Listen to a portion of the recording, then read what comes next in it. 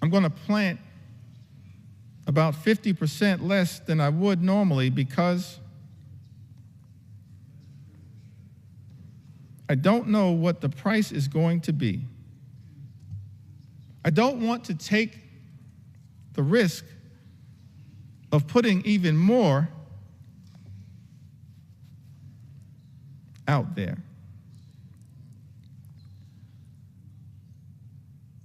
What we've seen from the Trump administration, from this so-called DOGE effort, and from our Republican colleagues, Mr. Speaker,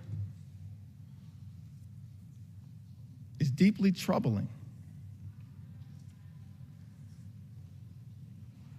Republicans are trying to take a chainsaw to Social Security, a chainsaw to Medicare, a chainsaw to Medicaid, a chainsaw to the health care of the American people, a chainsaw to nutritional assistance for hungry children, a chainsaw to farm country, and a chainsaw to vulnerable Americans. But as House Democrats, we're here to make clear, Mr. Speaker, we're determined to take a chainsaw to Project 2025. A chainsaw, a chainsaw, a chainsaw to Project 2025 on behalf of the American people. We don't want this country to go backward. We want this country to go forward. And so no matter what it takes, no matter how long it takes, we're going to take a chainsaw to your Project 2025. That's what we're prepared to do.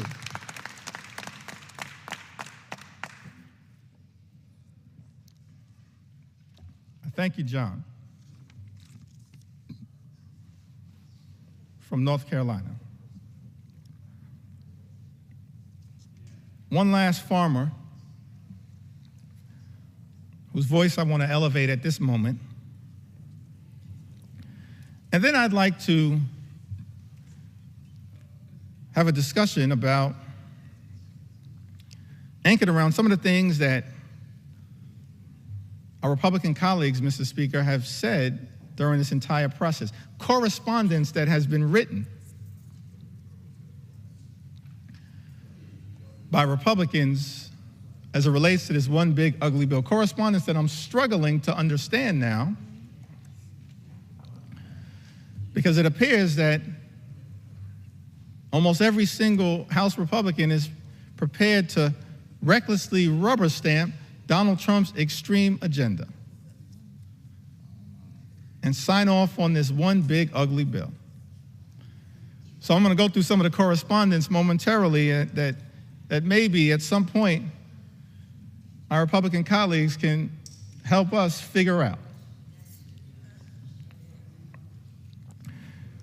But I want to enter into the record one last story from a farmer. Can we respect the farmers in the United States of America? Can we respect them?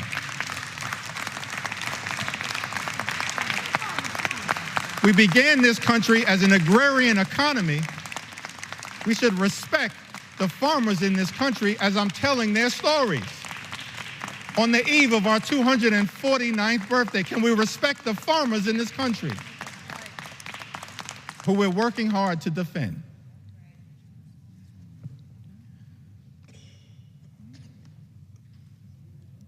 Susie is from Missouri. In a district, Mr. Speaker, represented by Ways and Means Chairman, our colleague, Jason Smith. She writes to us, she says that Susie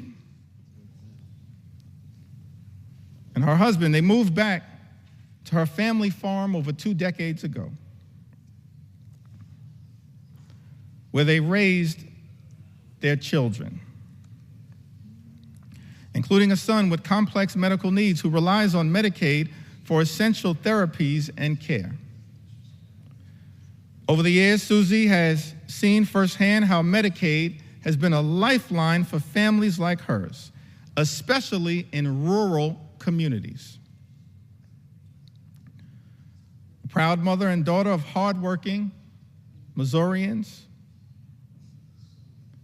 Susie apparently has voted for both Democrats and Republicans, and her husband is a registered Republican.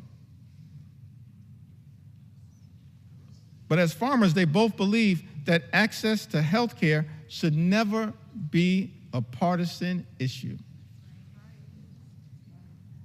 We agree. Thank you, Susie. Access to health care in the United States of America should never be a partisan issue. It should never be considered a privilege just for the wealthy, the well-off, and the well-connected. It is a right that should be available to every single American, and that is what we are fighting hard right now to defend here in the United States of America, and to push back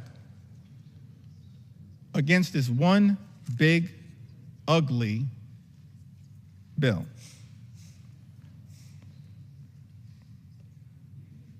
As I mentioned earlier,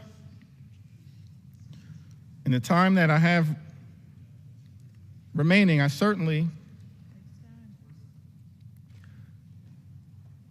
want to share the story of some of our veterans. Share a few stories of some of our small business owners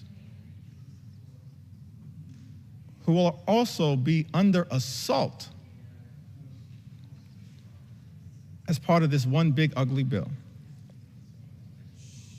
And share the stories of hardworking and law-abiding immigrant families who also will be targeted by this one big ugly bill.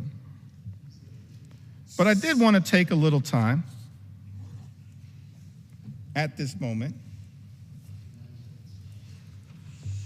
to enter into the record some of the statements that have been made, Mr. Speaker, by our Republican colleagues.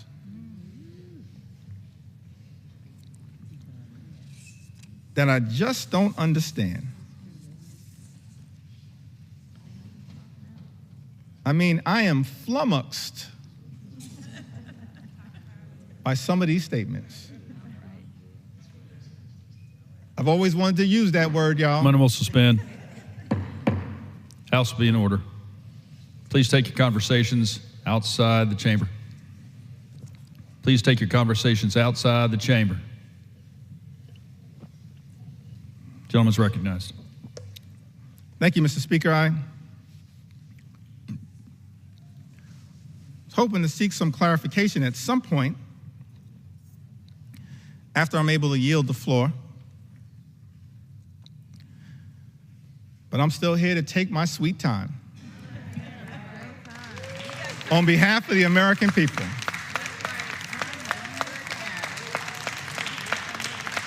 Because it was totally unacceptable that you would try to jam this bill, Mr. Speaker, down the throats of the American people with 15 minutes allocated for a debate that would hurt everyday Americans, allocated to the committees of jurisdiction. 15 minutes. And so now I'm here with my House Democratic colleagues, 4 hours in, taking our sweet time on behalf of the American people. And I'm flummoxed. Maybe it's flummoxed. As I mentioned, Mr. Speaker, I always wanted to use that word. I can't spell it, but I know what it means. I'm confused by many of these statements, so I'm trying to enter them into the record and then perhaps at some point get some clarification. Talking about Medicaid cuts,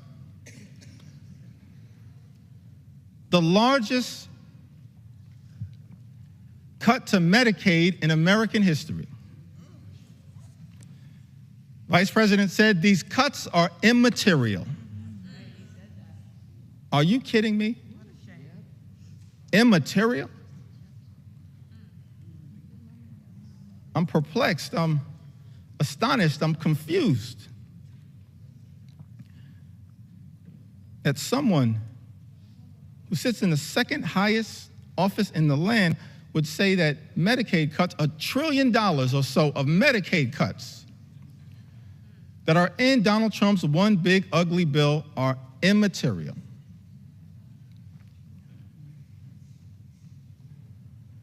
I'm confused, Mr. Speaker, by the statement that was made by the former Senate Majority Leader, Mitch McConnell, who, when talking about the Medicaid cuts that millions of Americans have been reaching out to us, pouring into us their heartfelt concerns at the devastating impact that these Medicaid cuts will have on their health, their safety, and their well-being. I'm confused, Mr. Speaker, by the statement that Mitch McConnell made. He said, people will get over it. No, Mitch. The American people will not get over it, but they will get even next November. That's what's going to happen because of these cuts being unleashed on the American people. I'm confused, perplexed, astonished, flummoxed by some of these statements. This one is a beauty. In the great state of Iowa, Senator Joni Ernst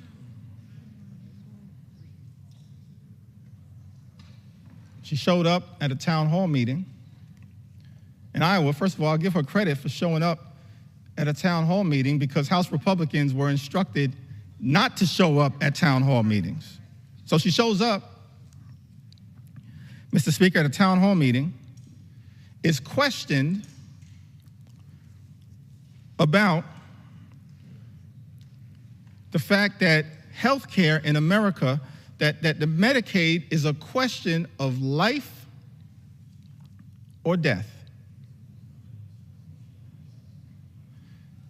And when asked by one of her constituents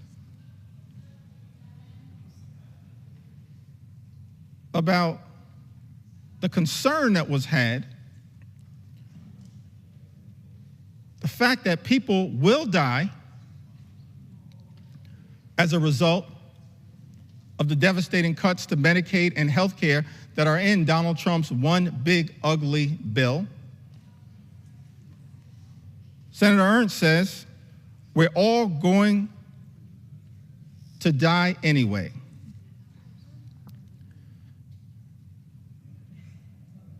Yes, Joni, the American people understand that at some point, all of us will transition. But the American people do not deserve to die as a result of the Republican cruelty that is in this legislation. Do not deserve to die as a result of the cruelty that is embedded, Mr. Speaker, in this legislation. Ending Medicaid as we know it, the largest cut to Medicaid in American history. And as a result of this all-out assault on health care in America, and Mr. Speaker, there are 220 Republicans who I serve with in this Congress, and I wish I had time to go through the impact in all 220 districts. Actually, since I have unlimited time, maybe I do.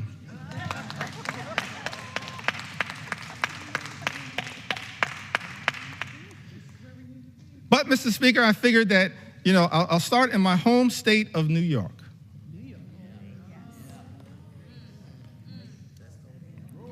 Mr. Speaker, in New York's first congressional district, represented by our colleague, Congressman Nick LaLota,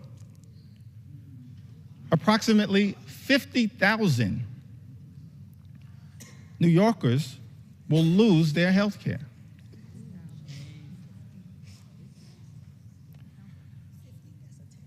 In New York's 24th congressional district, Mr. Speaker, represented by our colleague, Congresswoman Claudia Tenney, over 30,000 New Yorkers will lose their health care.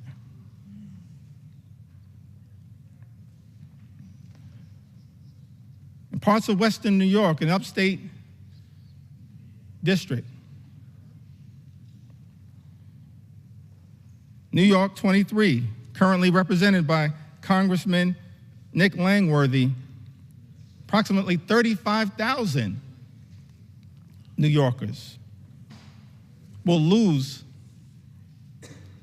their health care as a result of Trump's one big ugly bill.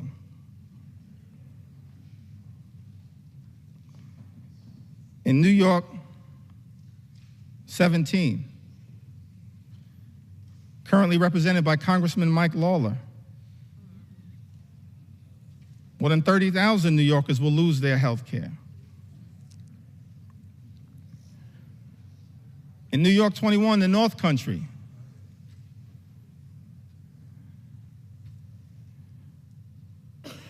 represented by Congresswoman Elise Stefanik,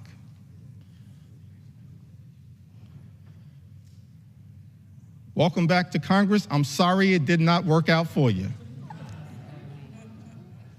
That's a lesson that should be learned by all those who pledge fealty to the wannabe king. That's right. But I digress.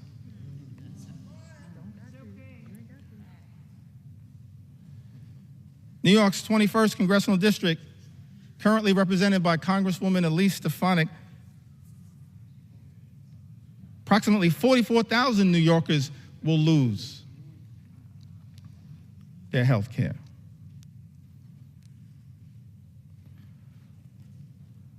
In Long Island, Suffolk County, part of Long Island, currently represented in Nassau County by two amazing colleagues, Tom Swazi and Laura Gillen. But in Suffolk County, New York's 2nd Congressional District, currently represented by Congressman Andrew Garbarino, 48,000 New Yorkers will lose their health care.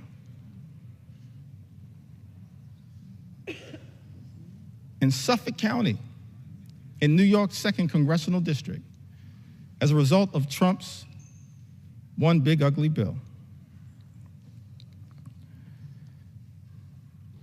And in the 11th Congressional District, a district that includes all of Staten Island, a district, Mr. Speaker, currently represented by Congresswoman Nicole Malliotakis, more than 50,000 New Yorkers will lose their health care as a result of Donald Trump's one big ugly bill on Staten Island and in New York's 11th Congressional District. I don't think the Wu-Tang Clan would approve of that.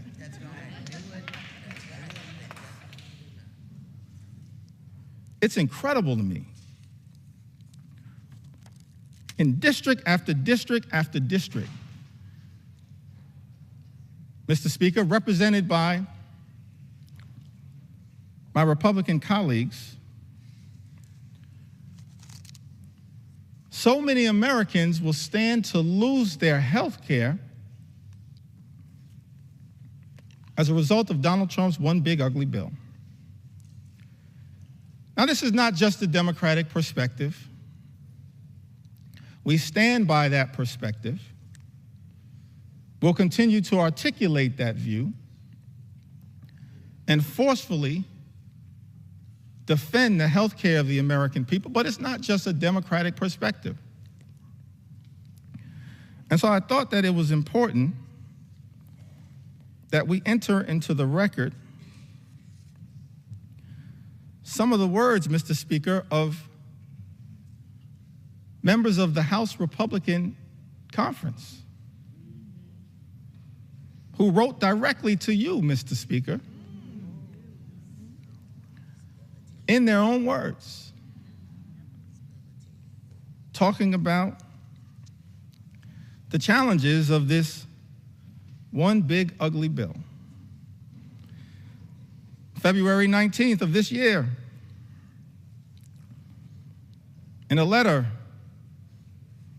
written to the Honorable Mike Johnson, Speaker of the United States House of Representatives, the subject line was, "Protecting American Communities in the Budget Reconciliation Process."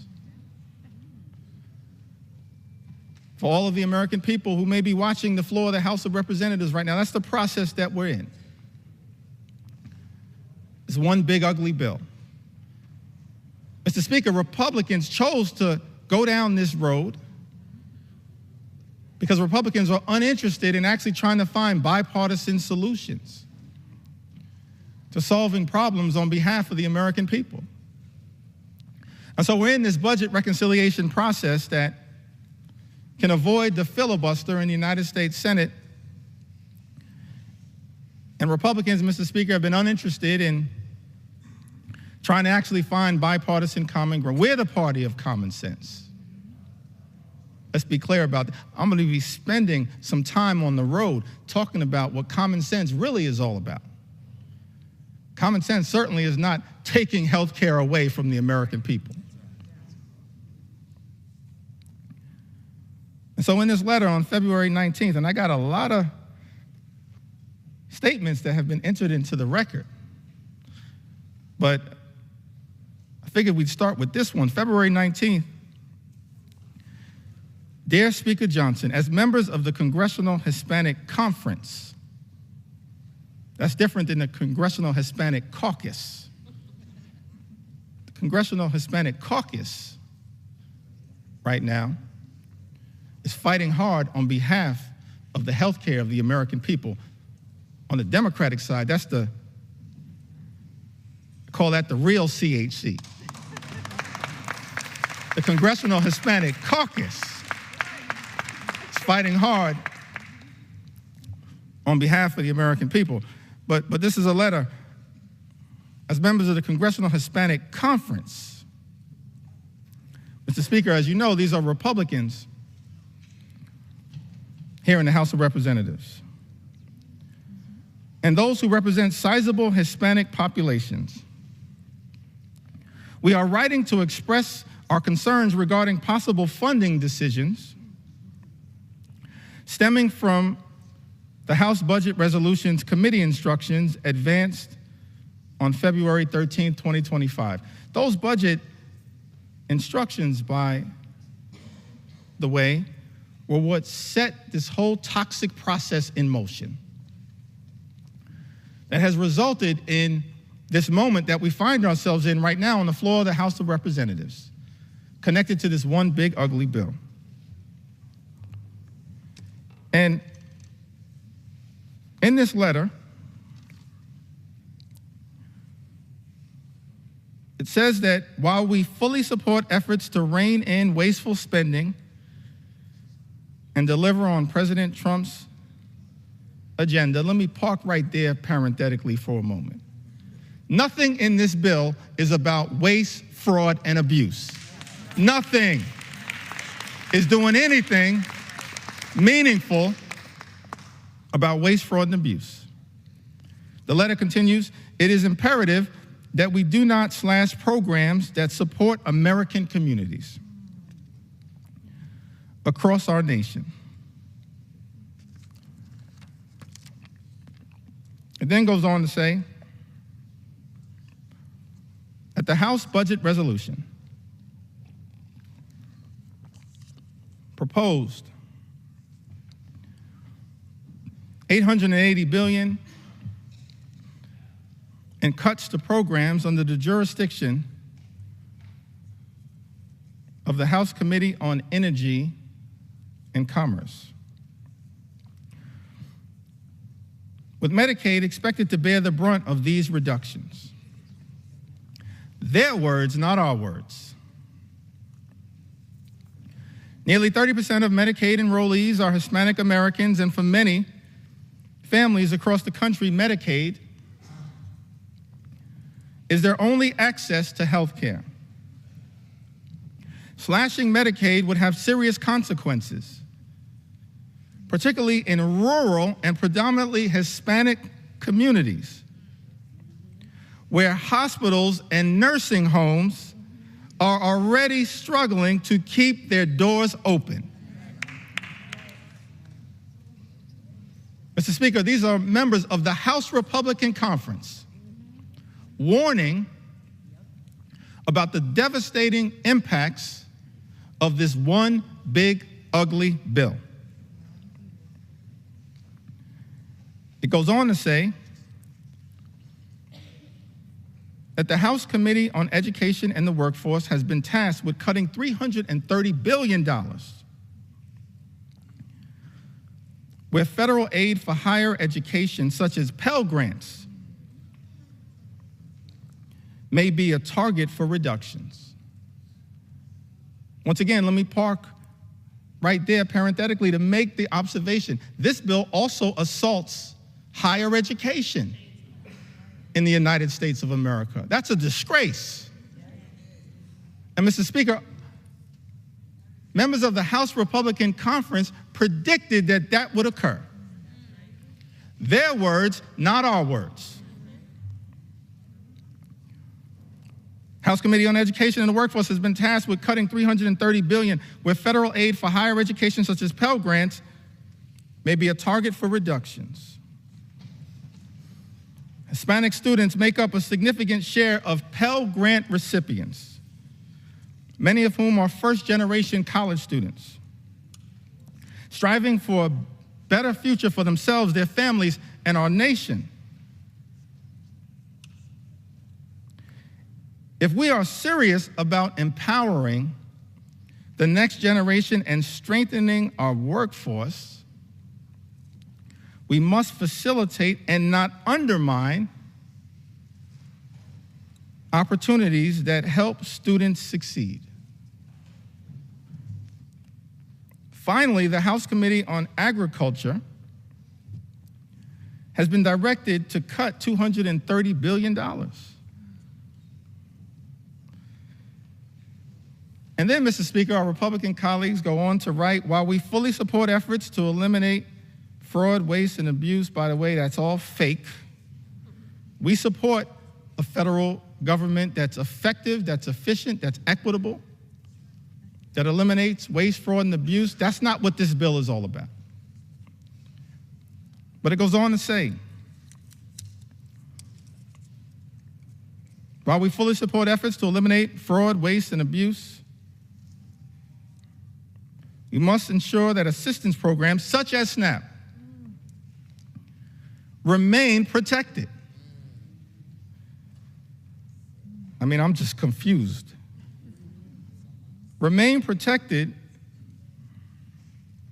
as nearly 22% of Hispanic families rely on this critical program as a temporary safety net during difficult times. And then this letter concludes, written to you, Mr. Speaker, by the Congressional Hispanic Conference. Hispanic Americans are the future of the Republican Party. I'll reserve judgment on that statement. As House Democrats, we're going to fight for every single community in the United States of America, including the Hispanic community.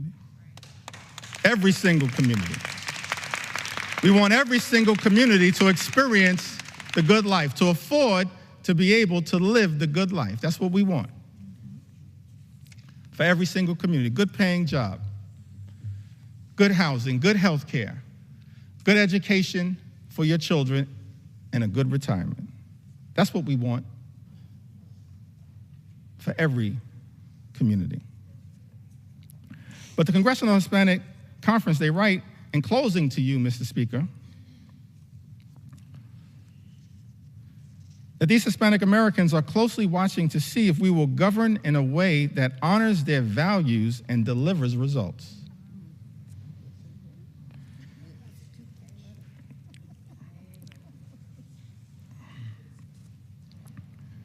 Just to make sure that appropriate authorship is conferred, I'm going to enter the names of the signatories to this extraordinary letter. Mr. Speaker, Tony Gonzalez, Nicole Maliatakis, Monica de la Cruz, David Valadeo, who represents more Medicaid recipients than any other member of Congress, Juan Ciscomani,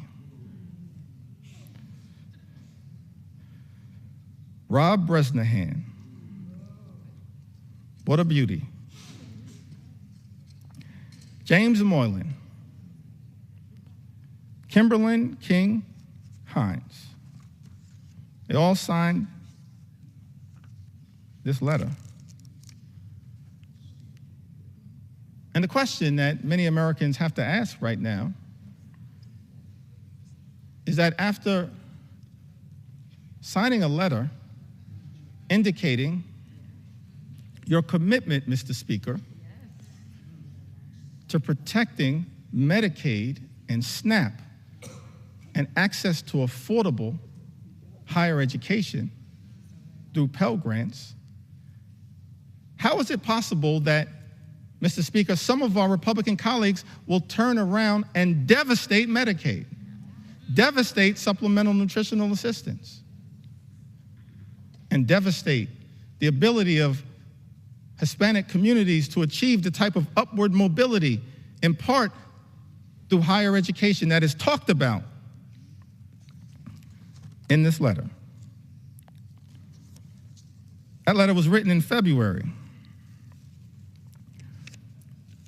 And then we go to March. Can I talk about it?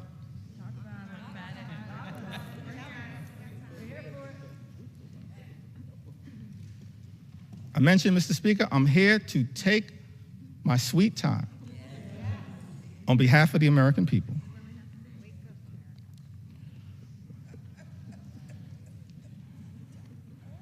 And so on March 9th, there's a letter that's written to Ways and Means Chairman Jason Smith, Mr. Speaker. By my count, 21 Republicans signed this letter. And it's about the importance of the clean energy economy in the United States of America.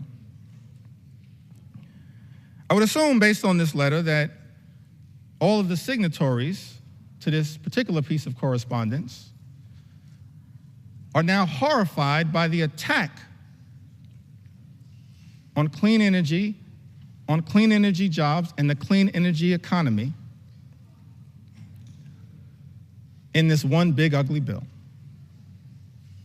But we'll see shortly, because everyone is going to have to go on record. But in this particular letter, written on March 9th, Mr. Speaker, 21 members of the House Republican Conference write to Chairman Jason Smith, countless American companies are utilizing sector-wide energy tax credits,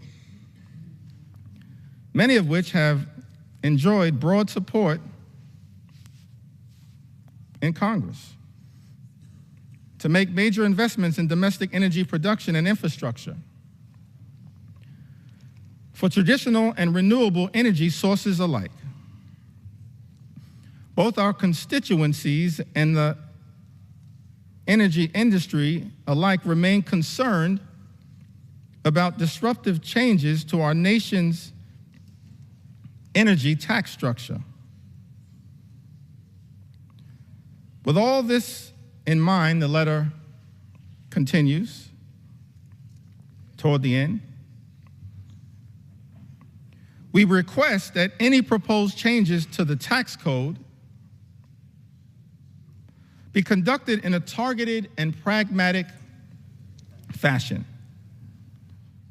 that promotes conference priorities without undoing current and future private sector investments,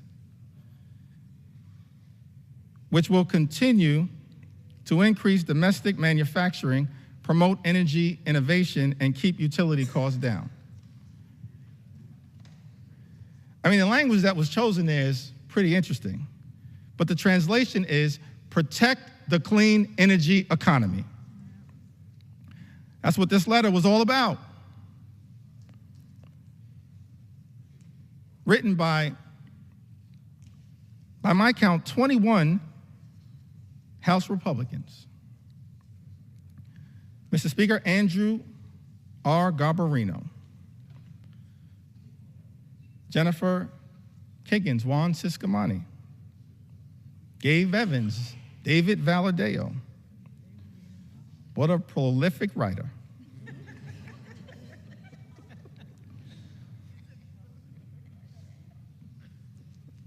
Mark Amadei, Michael Lawler, Young Kim, Don Bacon, Vince Fong, Jeff Hurd, Tom H. Kane Jr., Nick LaLota,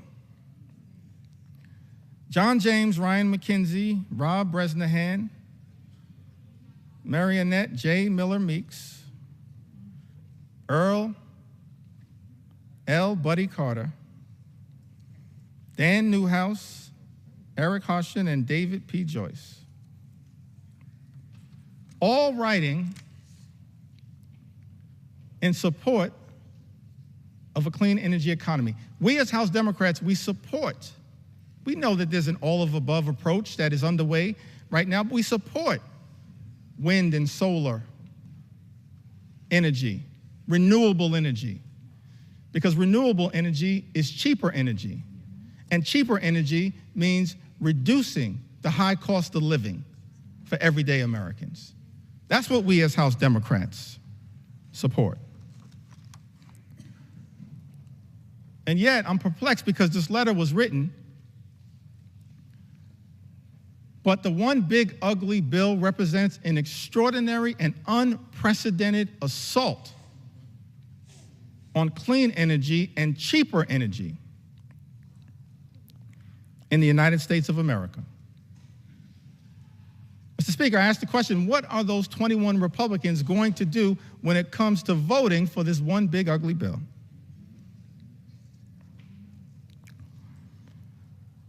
And then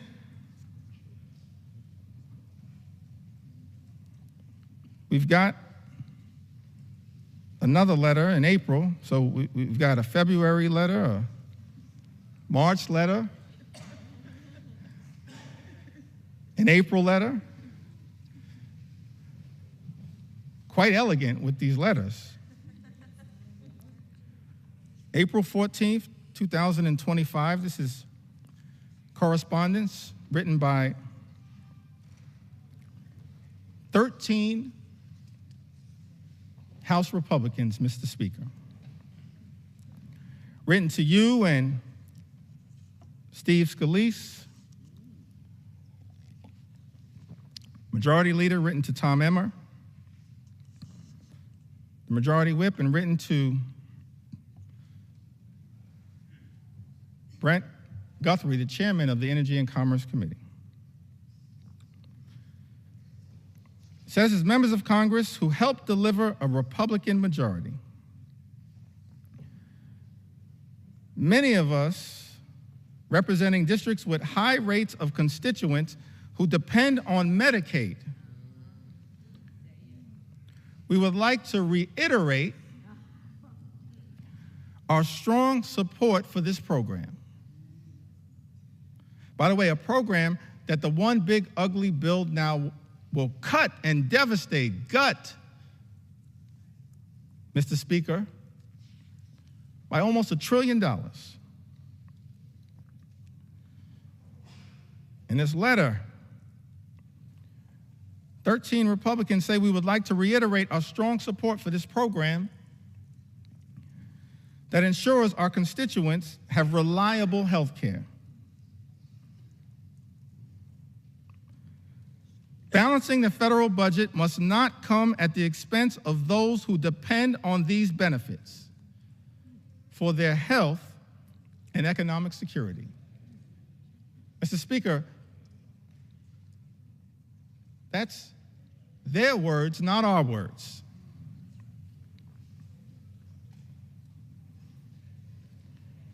And then this bill makes an extraordinary declaration. And I think it's important for us to understand who led this bill. David Valadao. These are just facts, Mr. Speaker. Publicly issued letters. David Valadao, Don Bacon, Jeff Van Drew, Rob Bresnahan, Juan Ciscomani, Jen Kiggins, Young Kim, the usual suspects.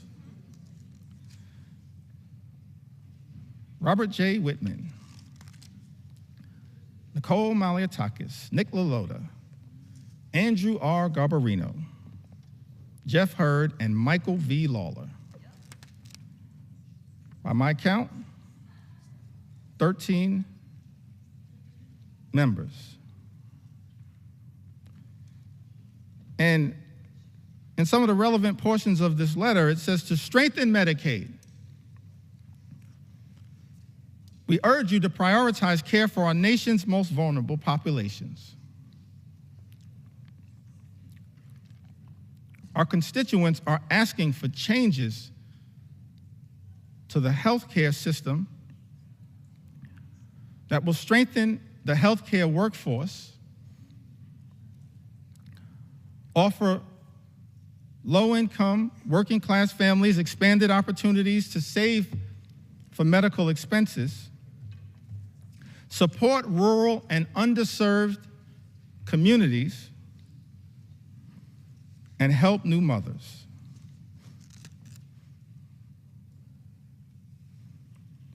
And in the second paragraph of this letter dated April 14th, 2025, Mr. Speaker, these 13 members of the House Republican Conference make this extraordinary representation. It says, however, we cannot and will not support a final reconciliation bill that includes any reduction in Medicaid coverage for vulnerable populations. This bill represents the largest cut to Medicaid in American history. It will devastate vulnerable populations all across America. And so the reality is, all 212 House Democrats are going to stand up and protect the health care of the American people. We're going to protect the Medicaid of the American people against this assault on vulnerable communities. And I'm looking forward to all 13 of you joining us to protect the health care of the American people that you represent. That's the promise, Mr. Speaker, that your Republican colleagues made in this April letter. What's changed? We're looking forward to all 13 Republicans in this letter joining us to protect the Medicaid of the American people.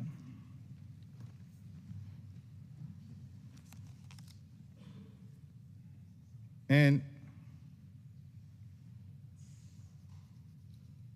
you know, this SALT issue is also an interesting one.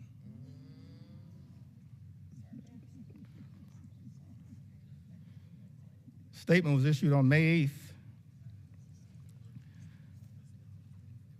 from my colleagues in the New York delegation: Elise Stefanik, Andrew Garbarino, Nick LaLota,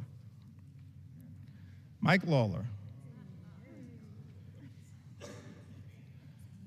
Just facts right now. Big talk about standing up to protect the state and local tax deduction. And what's interesting, let's make sure we set the record straight here.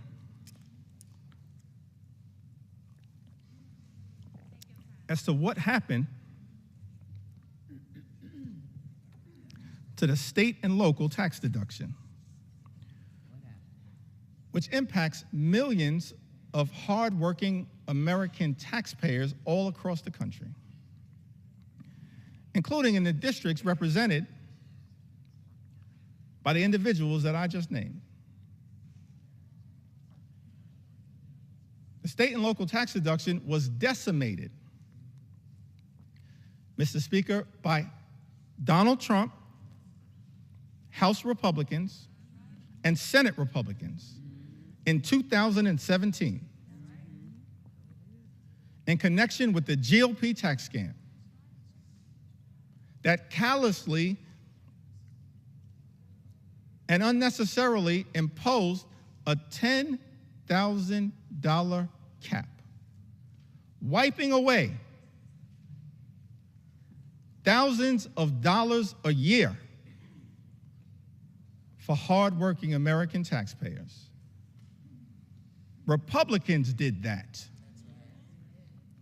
Mr. Speaker, let's set the record straight. And so, Mr. Speaker, there are people in this chamber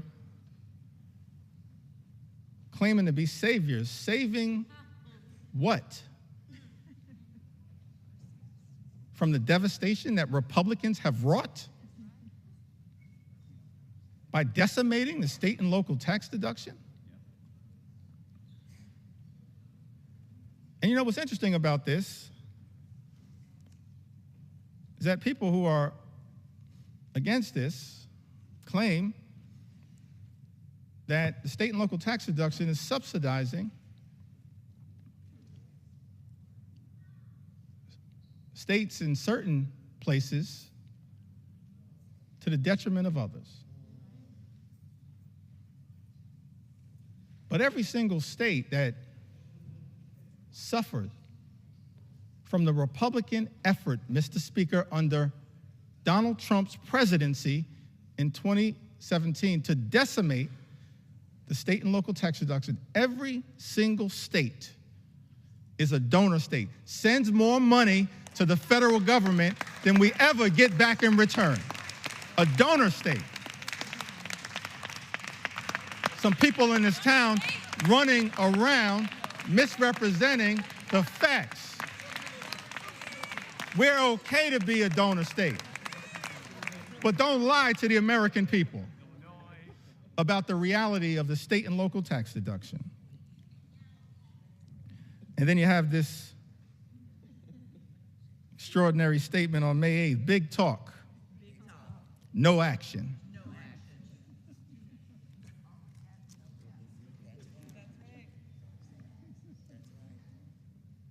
I guess in Texas they say all hat, no cattle.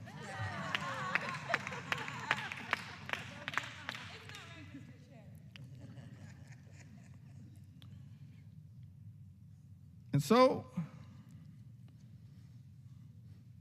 that brings us to this letter that was written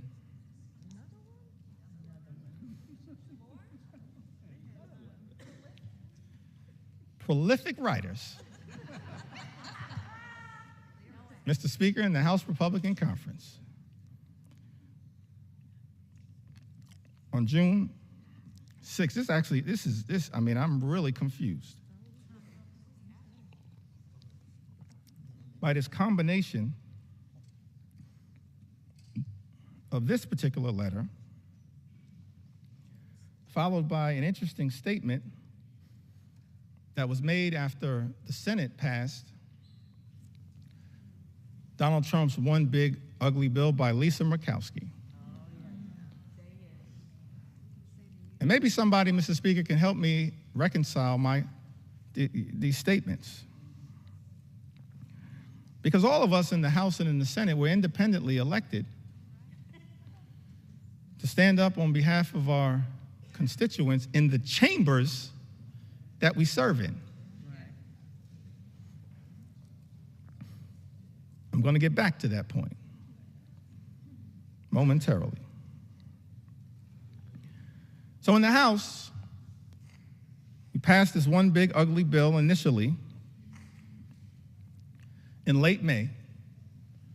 It devastated Medicaid, devastated nutritional assistance, devastated the clean energy economy that actually is benefiting red state after red state after red state in the United States of America. And so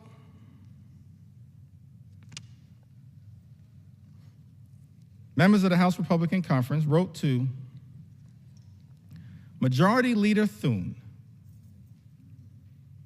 and Chairman Crapo. This is after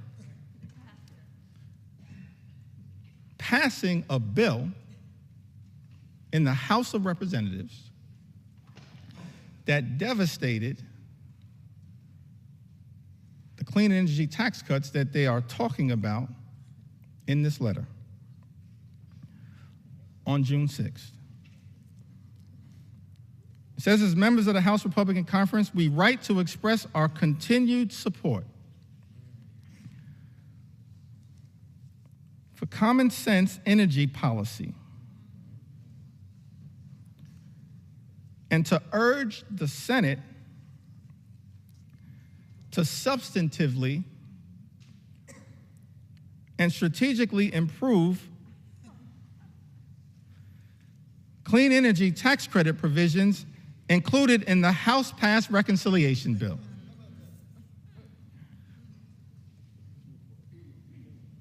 I mean, what is happening right now? Maybe I don't understand the legislative process. So in this letter,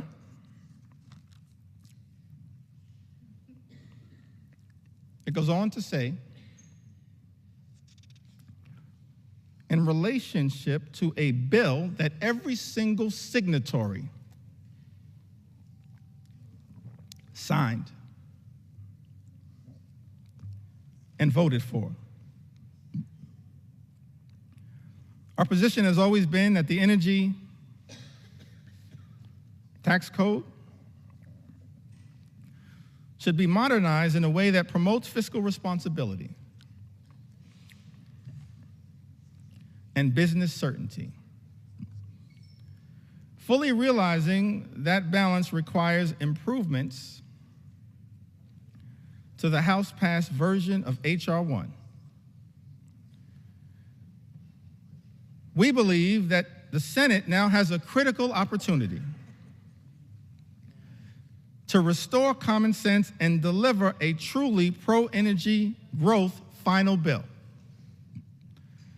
that protects taxpayers while also unleashing the potential of U.S. energy producers, manufacturers, and workers. In other words, every single one of these signatories, Jen Kiggins, Brian Fitzpatrick, Juan Ciscomani, Nick LaLota, Mike Lawler, Andrew Garbarino, Don Bacon, Mark Amadei, Gabe Evans, Young Kim, David Valadeo,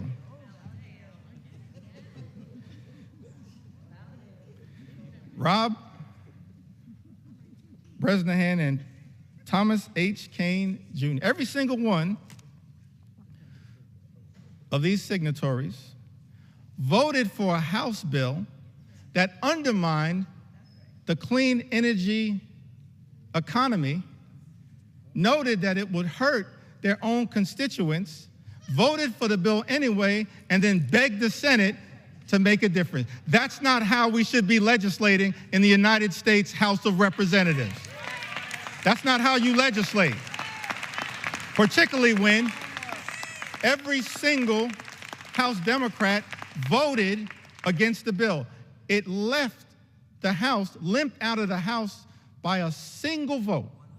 So every single signatory on this letter could have stopped the bill. That you yourself, Mr. Speaker, indicated the signatories of this letter damaged the very thing they claim to be fighting for. I'm confused, perplexed, flummoxed at what the heck is going on. Extraordinary.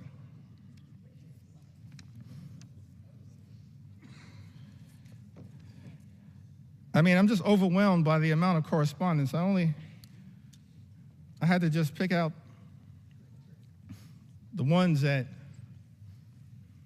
were most extraordinary to make sure that they were entered into the record. The most recent one on the subject of Medicaid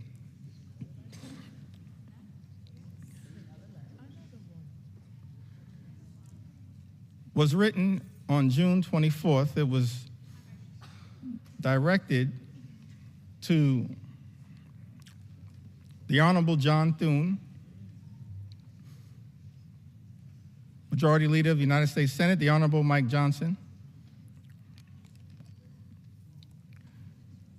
Mr. Speaker, Speaker of the U.S. House of Representatives.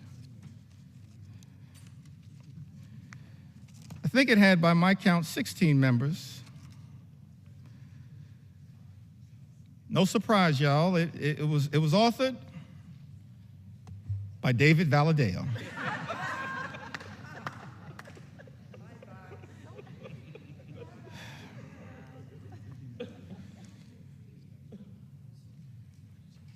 I mean, these letters can make up a book, Mr. Speaker. David Valadeo, Juan Ciscomani, Rob Bresnahan. Mr. Speaker, these are just facts.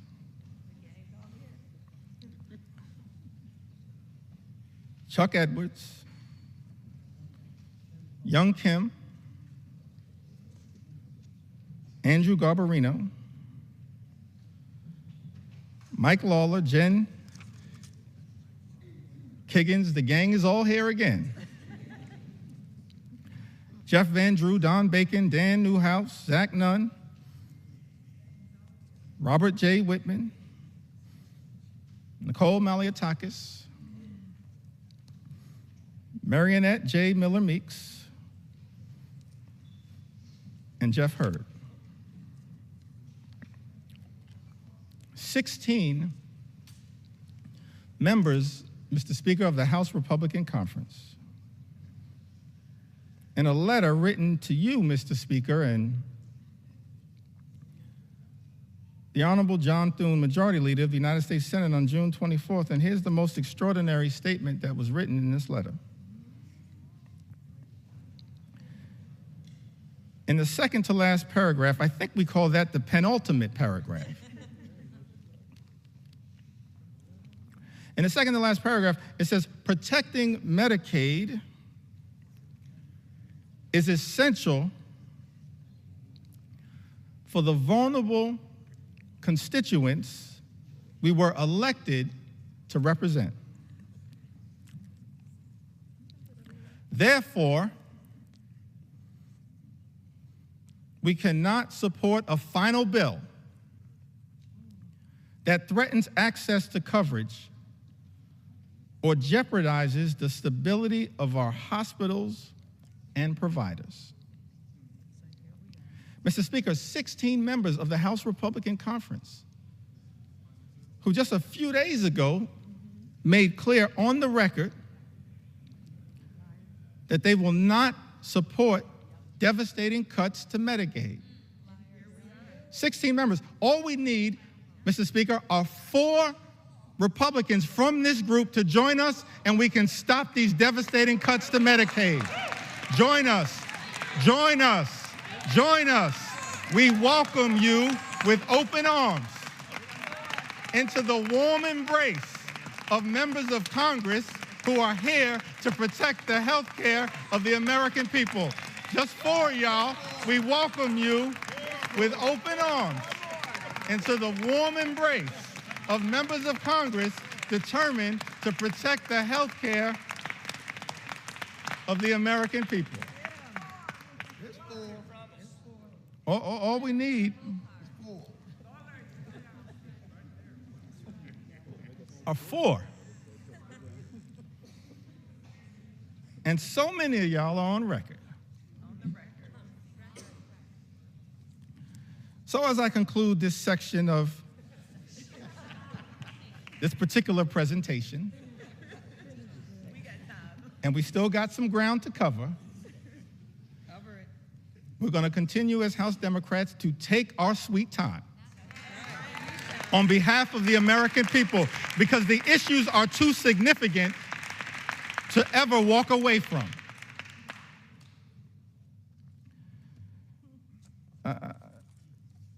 I just want to turn to a statement that was issued by Senator Lisa Murkowski. I want to give some love to the other side of the Capitol.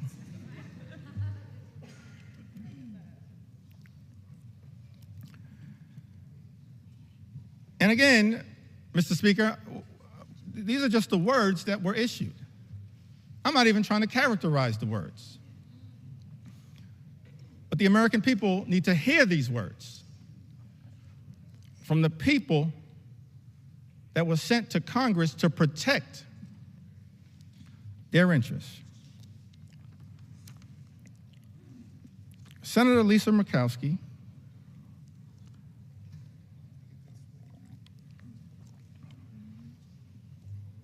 says this was one of the hardest votes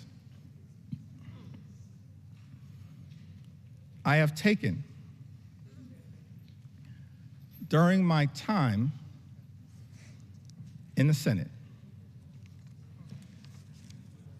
Let me just editorialize there briefly. This should not be a hard vote, Senator Murkowski. This should be a hell no vote on behalf of the people you were sent to Washington to represent.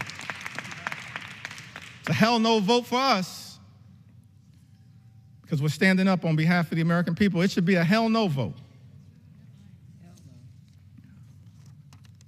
But, Mr. Speaker, these are the words.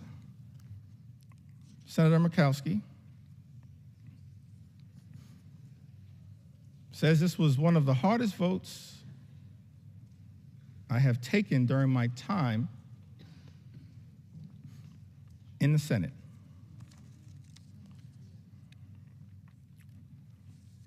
And then she keeps it real. As far as I can tell, she says, but let's not kid ourselves. This has been an awful process. Speaker, those are the words of a Republican senator, not us. This has been an awful process, a frantic rush to meet an artificial deadline that has tested every limit of this institution.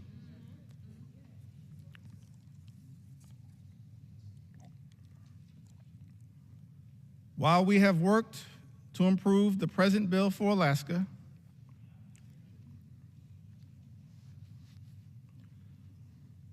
It is not good enough for the rest of our nation.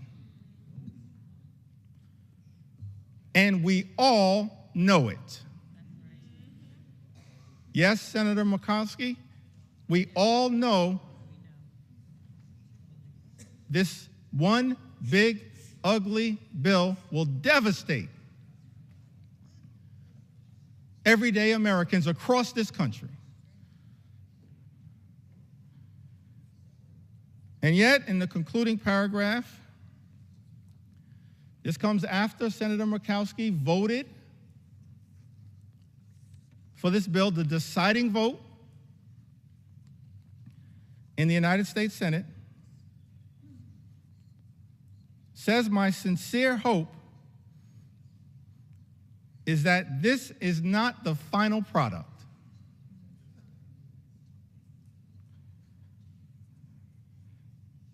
This bill needs more work across chambers and is not ready for the president's desk. We need to work together to get this right." So let me get this straight.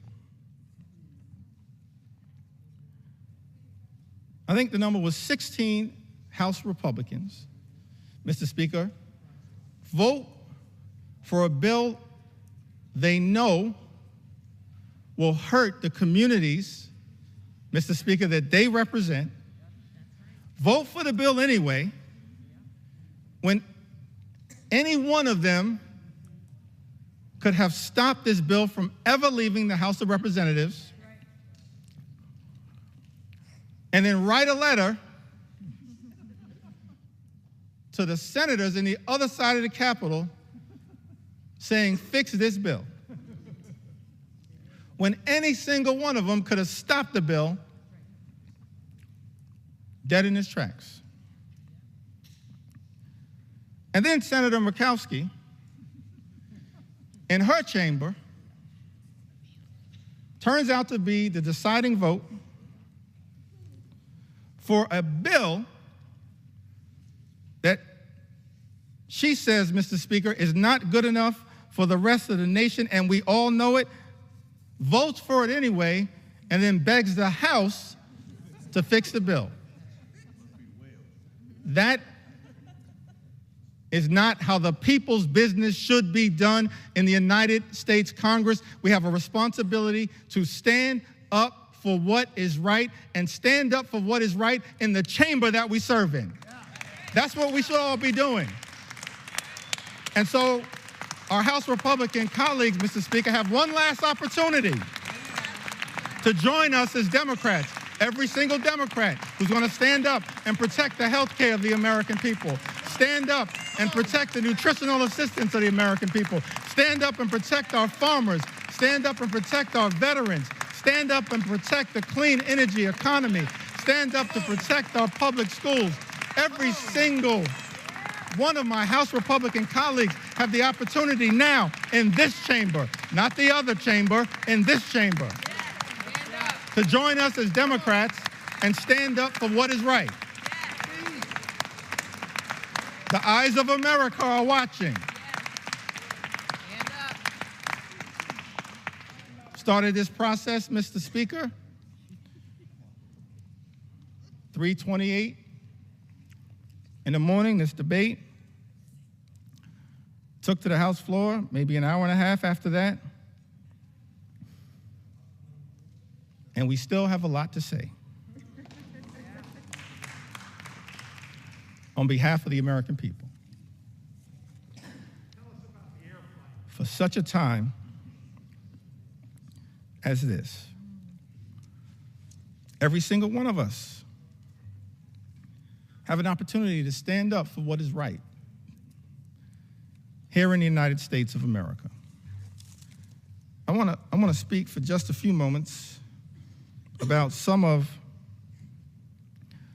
the people who've been targeted in a callous way by this administration, some of the stories that need to be told on behalf of the American people. I mentioned, of course, Mr. Speaker,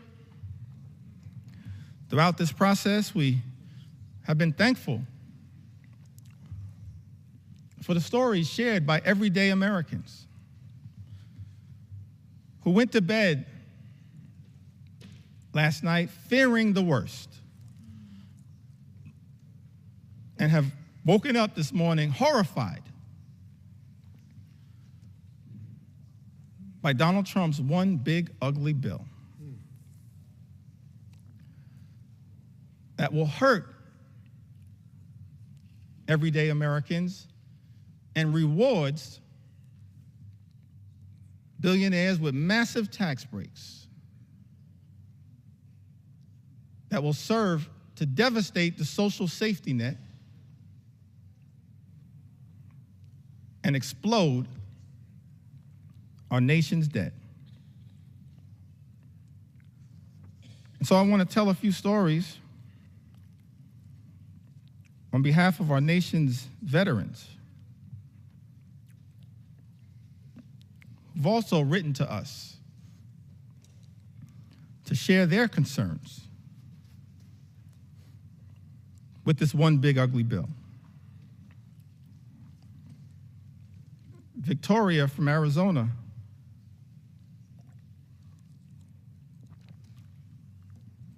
wrote to us, Mr. Speaker, said, "My husband and I are patriots. We are both Army veterans who were disabled as a result of our service. We have 5 children and run a small electrical contracting business. We live on a fixed income and, like most families, have struggled with rising costs. One of our sons is adopted. He is a wonderful, loving 7-year-old who has autism and ADHD. He qualifies for Medicaid because he was adopted, and it has been the saving grace for his health and well-being. Medicaid is the reason we were able to get his formal diagnosis of his autism and ADHD. It also covers his regular doctor's visits and dental care. We use Medicaid to access in-home therapy for him, and it was a huge help. Slashing Medicaid will have especially dire consequences for rural communities like ours. Forcing hospitals to close. Health resources are already slim in our area. And in this Army veteran writes, President Trump is causing enormous stress and hardship for families like mine. He and his billionaire friends don't need more tax breaks.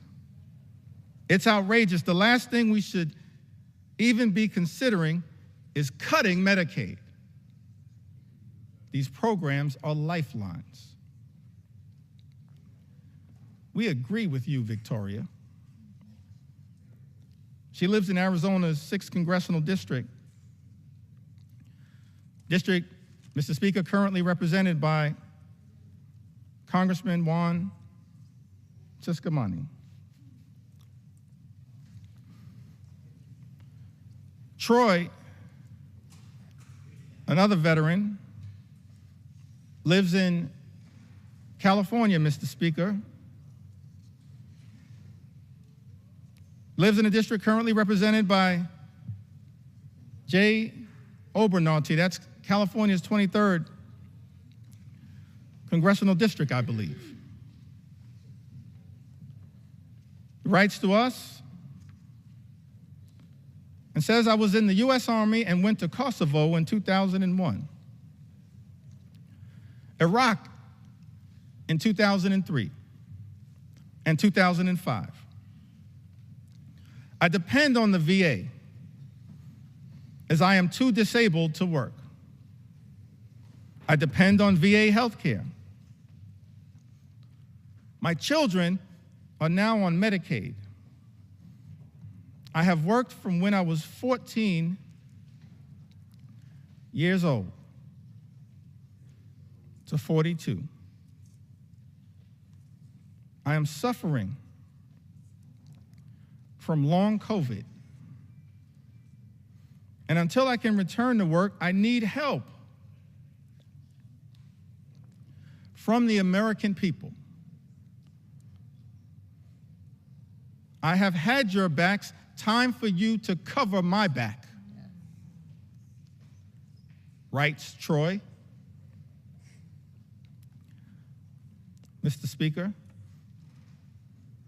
I need NIH's help. Now is the time to stand up for all Americans. Stop the assault on the VA, NIH, Medicaid, and the rest of Americans.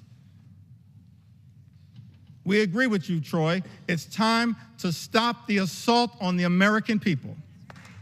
Stop the assault that is represented in this one big, ugly bill.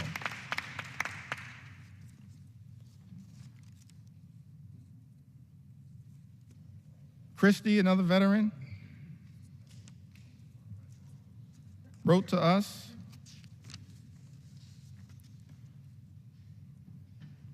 and says, I was drafted in 1970. My choice was incarceration or militarization.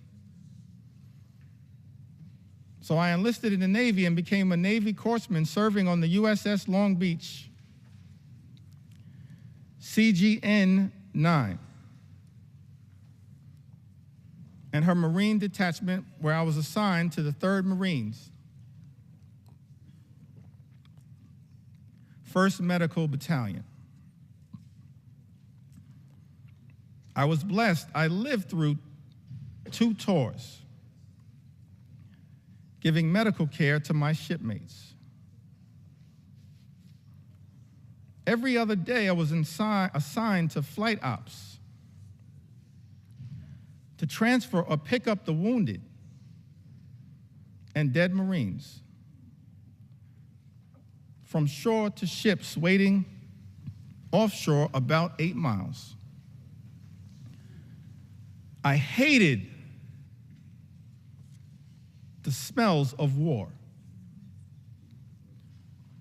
This veteran writes, death and misery were my constant companions. The war left me unsettled, mentally and morally corrupt. For 50 years, I have suffered with my PTSD,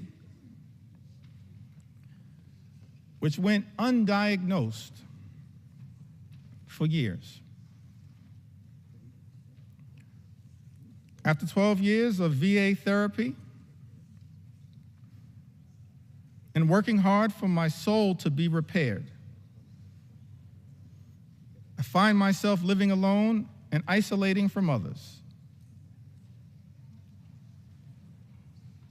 And I am one of the lucky ones thanks to the care I have received from the VA. Veterans pouring out their heart and their soul, sharing their anxiety with all of us, urging this Congress to do something. Stand up on behalf of the veterans who are going to be hurt by this one big, ugly bill. Devastated by this one big, ugly bill.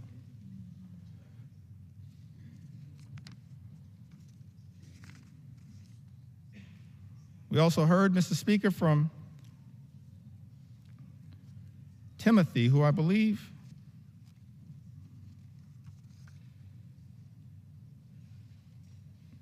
may have written to us from the Commonwealth of Kentucky. He says, "My name is Timothy.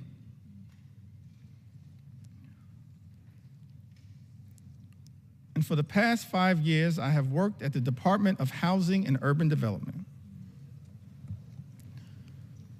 in field policy and management, a Department of Housing and Urban Development that was once led so ably by our former colleague, Congresswoman Marcia Fudge, and now has been taken in a very different direction." Timothy writes, "In this role, I've educated the community about HUD's programs such as FHA loans and housing counseling that allow people to purchase homes, affordable rental housing that help people pay their rent, and homeless services that help people find shelter and leave the streets. I have worked with internal data that focused on improving our programs.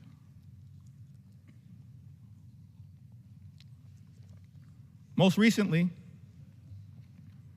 I worked with a team that hired people from housing authorities and Job Corps with the goal of providing people a career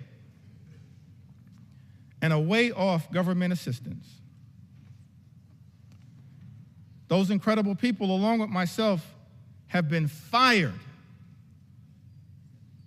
by Elon Musk's Doge.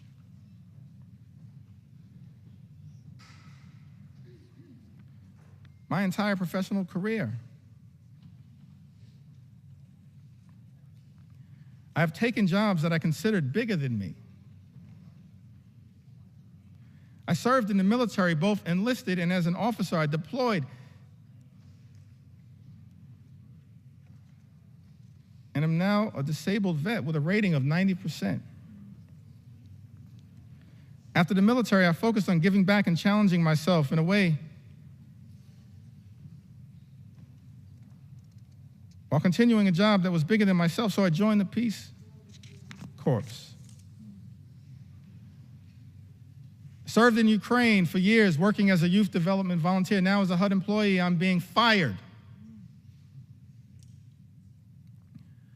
by an unelected official and being called lazy by my president. I want to know why Elon Musk has this power and authority and why our elected officials are not doing more to stop it. I have served this country and the government my entire life because I love my country.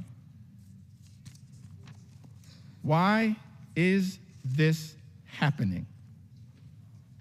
Tim writes to us. That is such an important question, Mr. Speaker.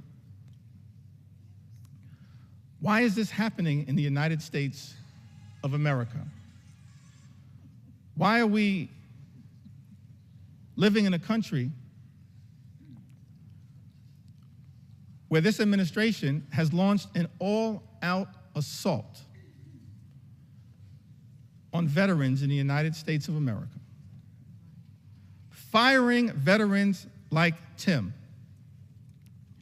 in the United States of America, jeopardizing services from the VA, earned benefits that these veterans are entitled to because of their extraordinary service. Men and women in uniform who serve this country, Mr. Speaker, benefits that they've earned, and now find themselves in the legislative line of fire from their own government, their own country, and stand to be hurt in such an extraordinary way by this extreme Republican budget, this one big, ugly bill. We're here on the House floor, Mr. Speaker, to say to Tim, and every single veteran who put on the uniform, every single man and woman who served this country, we will not abandon you in your hour of need. Right. We're going to stand up for every single veteran in this great country and make sure that the veterans of the United States of America are treated with the dignity and respect that you deserve. That is our promise to each and every veteran in the United States of America, and that's why, Mr. Speaker, we stand in strong opposition to Donald Trump's one big ugly bill. An all-out assault here in the United States of America, an extraordinary assault. An assault on the economy, an assault on our veterans, an assault on farm country, an assault on healthcare, an assault on nutritional assistance. And of course, this one big ugly bill and the Trump administration, I wish it was not so. Because at the beginning of this Congress, Mr. Speaker, I stood right where you stand right now and said in my first remarks to this Congress and the American people that as Democrats, we were prepared to find common ground on any issue to make a difference in the lives of the American people we all represent. But then, Mr. Speaker, beginning on January 20th, a flood of extremism, the likes of which have never before been seen in the United States of America, has been unleashed on the American people. An all-out assault on the American way of life. An assault on small businesses that is underway here in the United States of America. We should all recognize that small businesses represent the heart and soul of the American economy. And if we're going to stand up for any group of people here in the United States of America, in addition to our veterans, our men and women in uniform, and I'm proud that I stand here as the son of someone who once wore the uniform. My father, he's in heaven right now. Marlon Jeffries grew up in Newark. His nickname was Pudding. One of my regrets is that I never got to ask him, how did he get the nickname Pudding?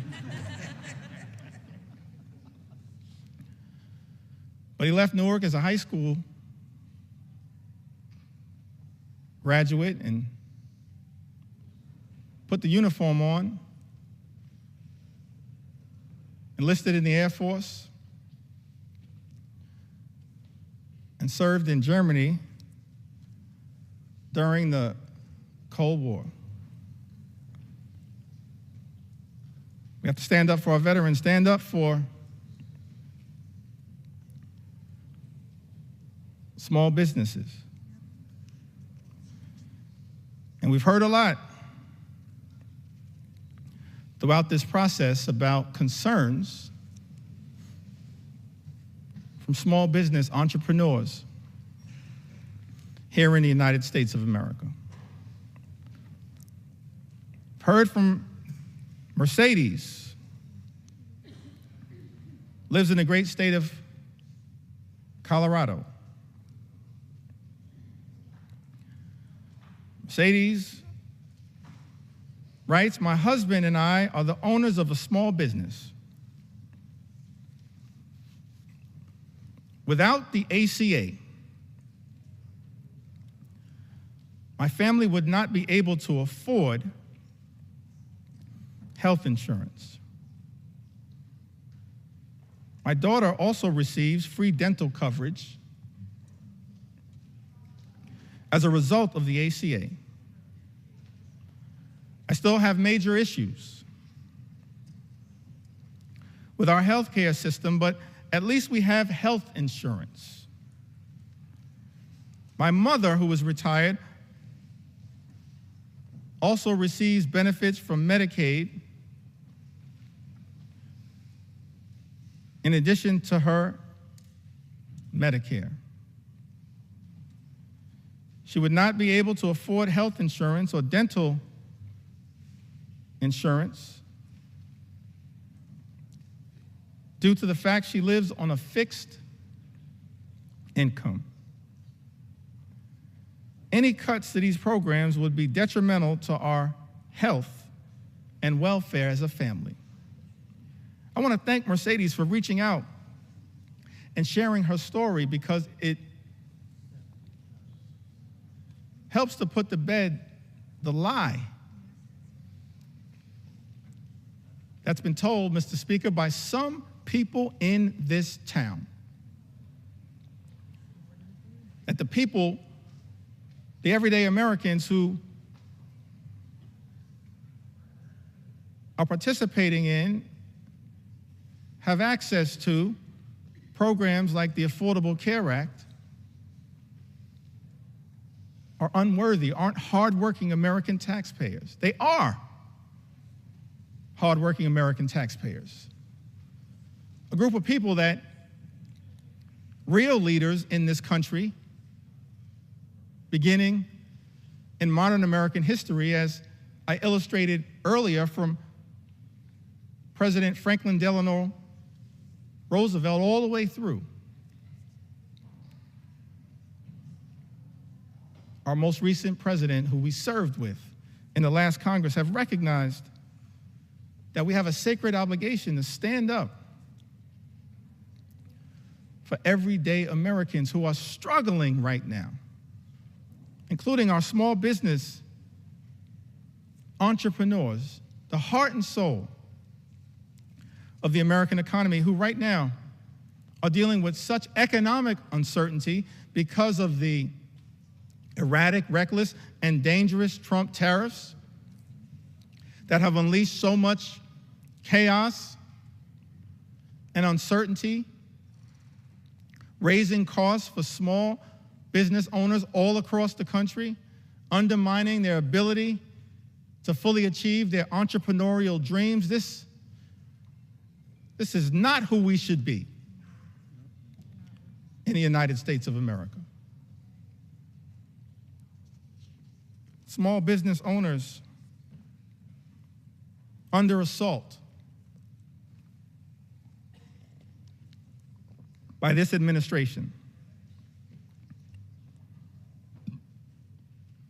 And there's a target on the back of many of these small business owners as a result of this one big, ugly bill. Janice wrote to us. She's from the great state of Michigan, the heartland of our country. So thankful to all the members of the Michigan delegation and what they represent. Janice, however, she resides, Mr. Speaker, in the 7th Congressional District, represented by Congressman Tom Barrett.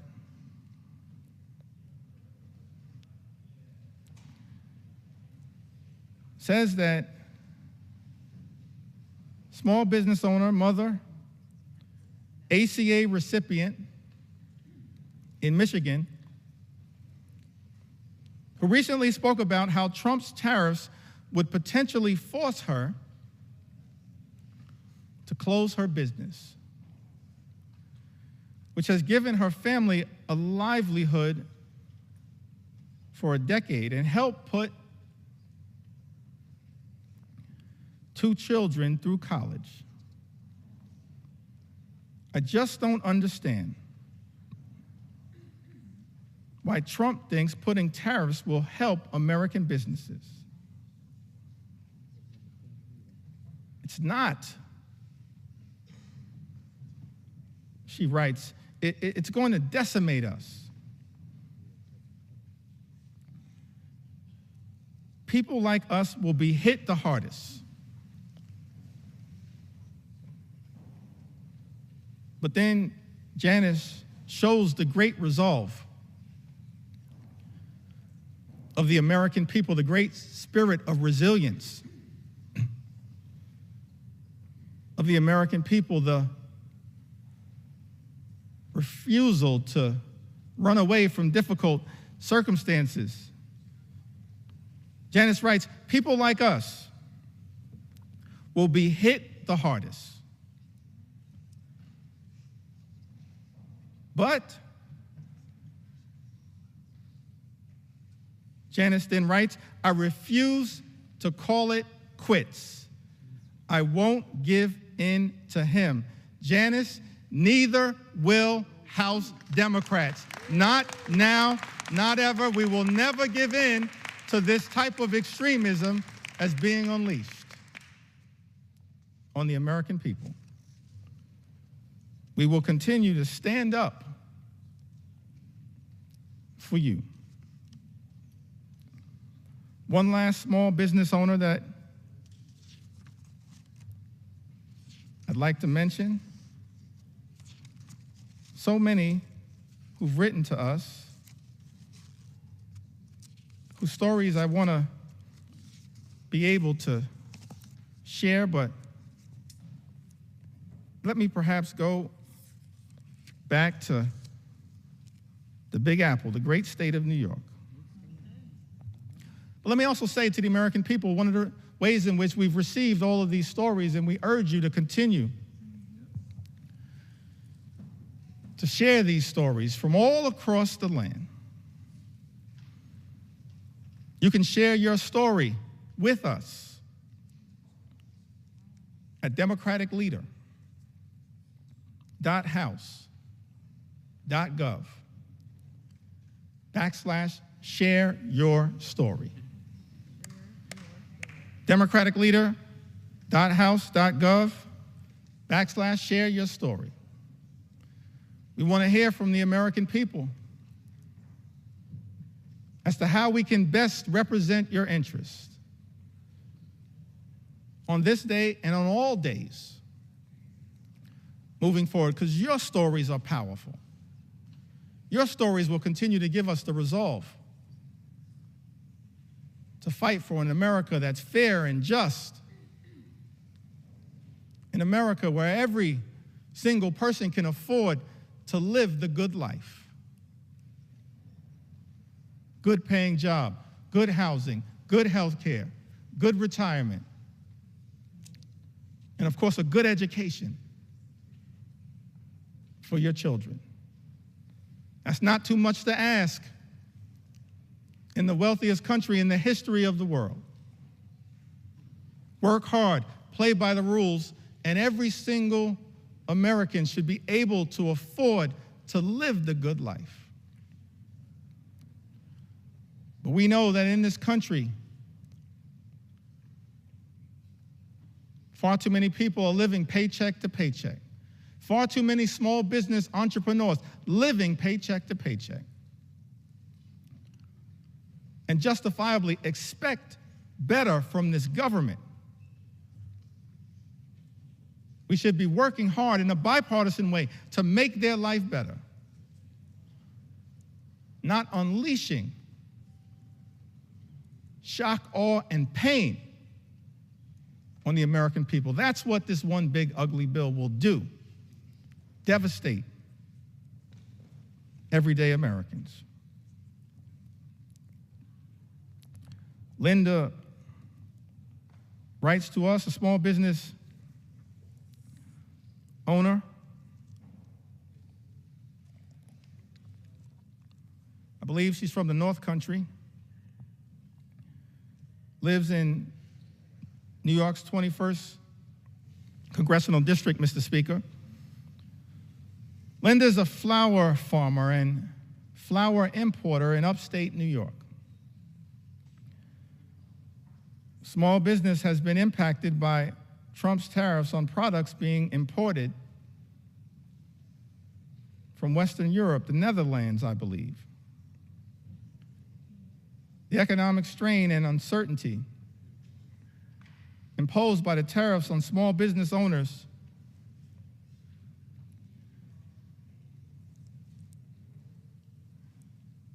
operating on slim margins has caused Linda and her customers to incur additional expenses.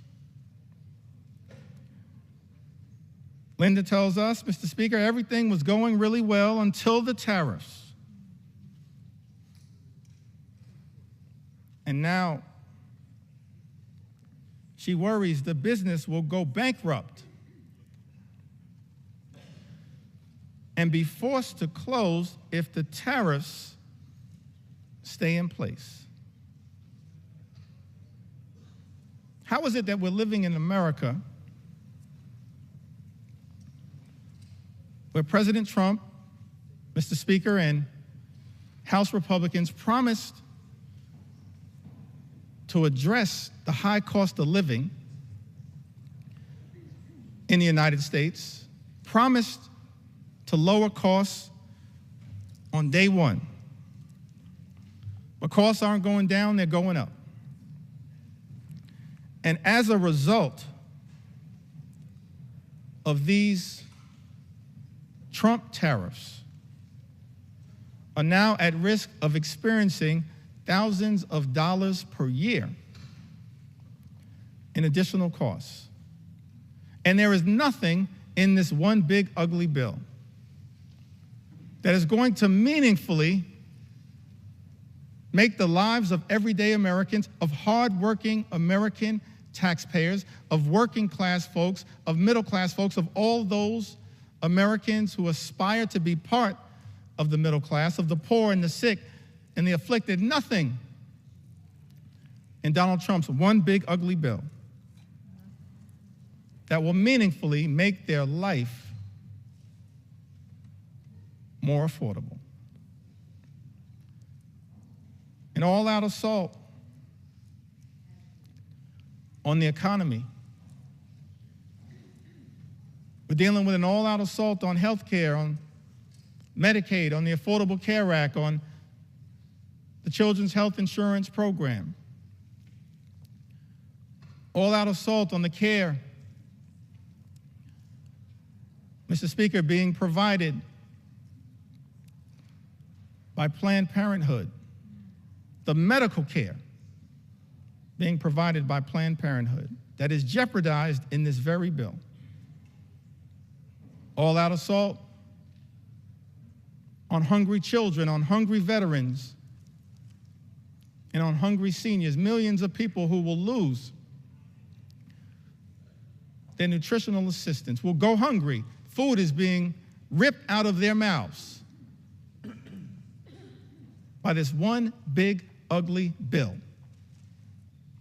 Mr. Speaker, that so many of my Republican colleagues seem prepared to support, notwithstanding their prior statements on the record to the contrary. All-out assault on veterans. An all-out assault represented in this bill on small business owners and entrepreneurs who are the heart and soul of our economy. And this bill also represents an all-out assault on law-abiding immigrant families. And Mr. Speaker, we're going to tell their stories as well. We're going to tell their stories. We're going to tell their stories. Because what's happening in this country, an all-out assault on law-abiding immigrant families is unconscionable, unacceptable, and it's un-American. Because this is a country that should continue to pride itself as a nation anchored in the rule of law, and at the same time, a nation anchored in our journey as one of immigrants from all over the world. And we should never abandon that journey. We're approaching the 249th birthday of this great country, this exceptional country. And I believe, and we can go directly, if necessary, Mr. Speaker, to the words that were initially issued by Thomas Jefferson, the author of the Declaration of Independence. And he went through a whole series of indictments against the king. That America, 13 colonies, which became the 13 states, were working hard to break free from. I mentioned earlier the Declaration of Independence, and of course some of the aspirational aspects of it. There are really two parts, as I can tell. I'm not a constitutional scholar. I'm thankful for the constitutional scholars that serve in this Congress. No one more constitutional and more scholarly than my friend and colleague, the top Democrat on the Judiciary Committee, Jamie Raskin, who continues to lead the charge, standing up for the Constitution here in the United States of America. But as I read the Declaration of Independence, there seem to be two parts to it. There's the aspirational part, Mr. Speaker, of the Declaration of Independence. Of course, we hold these truths to be self-evident, that all men are created equal. We understand that now in a more enlightened way, all men, all women, all children, all of God's children created equally. That they are entitled to certain unalienable rights. That among these are life, liberty, and the pursuit of happiness. And so we spent a little time talking about what that could look like, our commitment to bringing about the American dream, the good life for every single person in this country, everybody. Work hard, play by the rules. You should be able to afford the good life in the United States of America. That's what we're going to continue to work on. Bring the American dream to life, consistent with that aspirational part of the Declaration of Independence, the life, the liberty, and the pursuit of happiness. But then as far as I can tell, there was also a second interesting part of the Declaration. It was the indictment against the king. And I commend everyone in this chamber, all of the American people who may be observing the proceedings in the House of Representatives, particularly as we approach July 4th, to read that Declaration of Independence. Perhaps I may even enter it into the record later on today. Because we're here, Mr. Speaker, to take our sweet time on behalf of the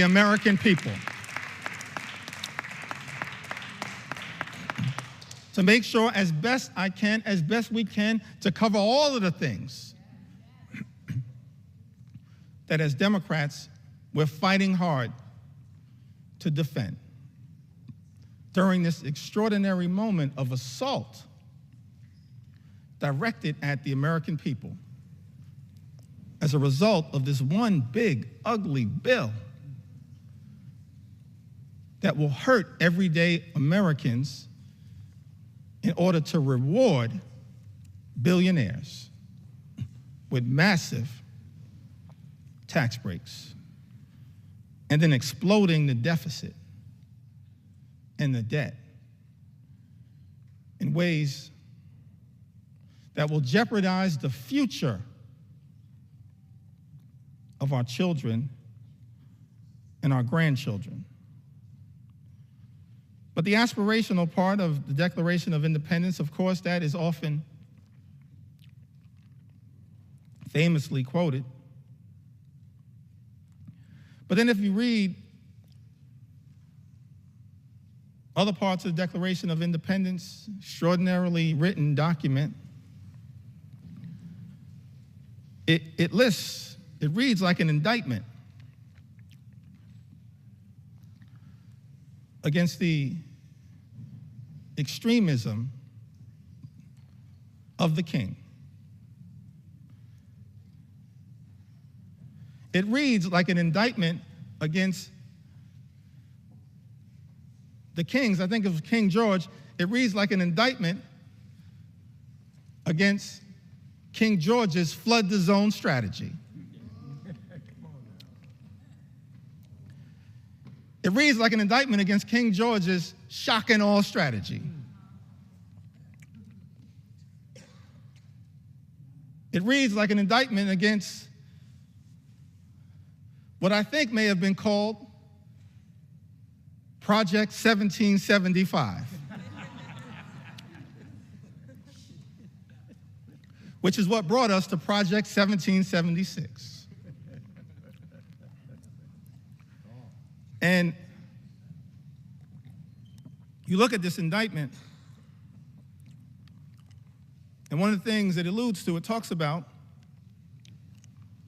is the notion of the king's effort to stop the assimilation of people from other parts of the world into the United States of America.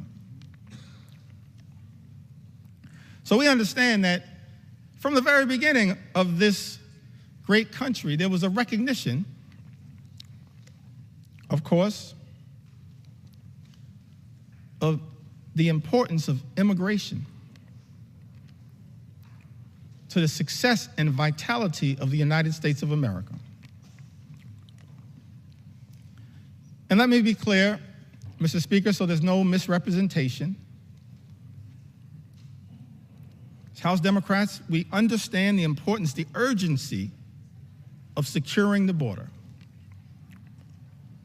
We believe that our immigration system is broken and that it should be fixed in a comprehensive and bipartisan way. So many leaders in that effort, so many big ideas were willing to partner in a bipartisan way. Pramila Jayapal, Linda Sanchez, Adriano Espaillat, Tom Suozzi, so many others. Veronica Escobar, we want to partner to fix our broken immigration system in a bipartisan and comprehensive way, secure our border. But we're also going to make sure we stand up for our nation's heritage, a nation of immigrants, which continues to this very day. It's an important part of American exceptionalism, and as far as I can tell, in my reading of the original document, the writings of the founders of this great country, the framers of the Constitution, they recognized it from the very beginning. They weren't perfect. We didn't have a perfect start. But of course, as the preamble to the United States Constitution set forth, we the people, in order to form a more perfect union. Mr. Speaker, we've been set on this magical course, our march toward a more perfect union. And the immigration journey has always been an important part of the American journey. That's why it's heartbreaking to see some of the things that are happening in the country right now. The targeting in such an extraordinary way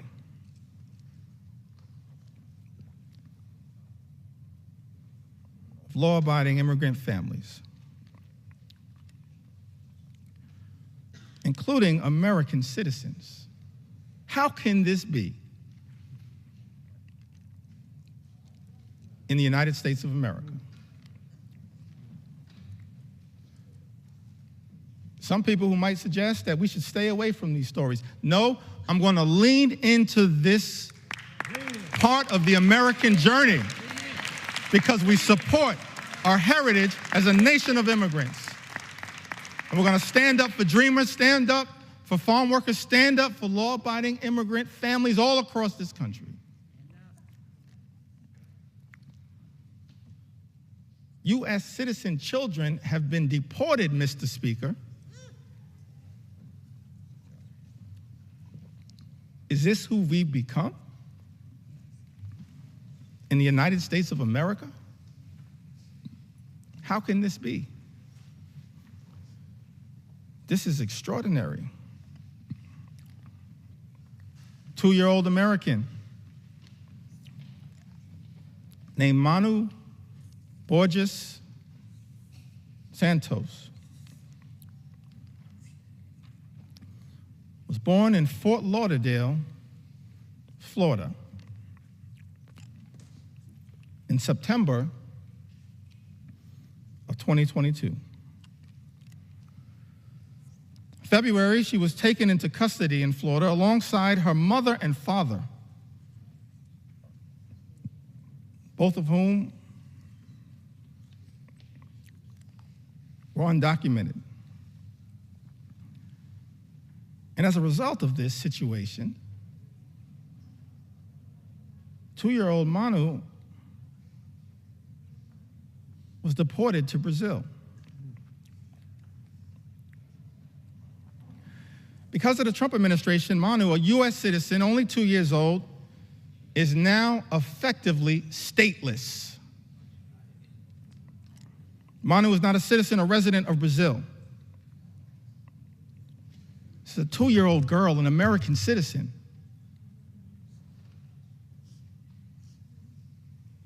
Removed from her homeland, but can't get legal status in her parents' ancestral home.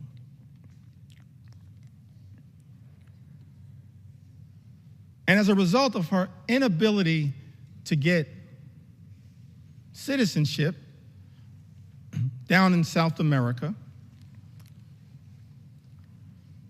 because she's an American citizen, she has no right to routine pediatric checkups,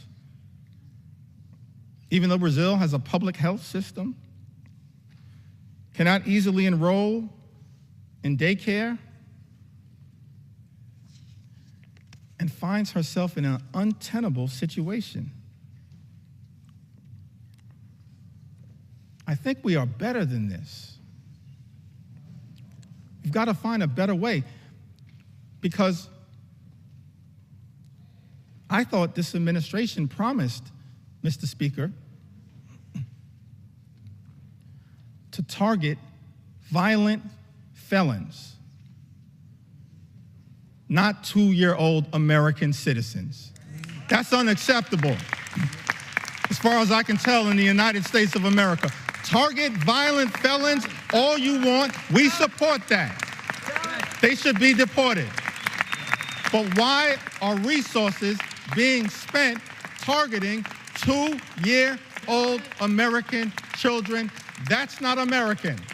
And I don't believe the American people support that, Mr. Speaker. That's not what this country should be all about. Manu wasn't the only one. The only American citizen who's been targeted by the deportation machine, a deportation machine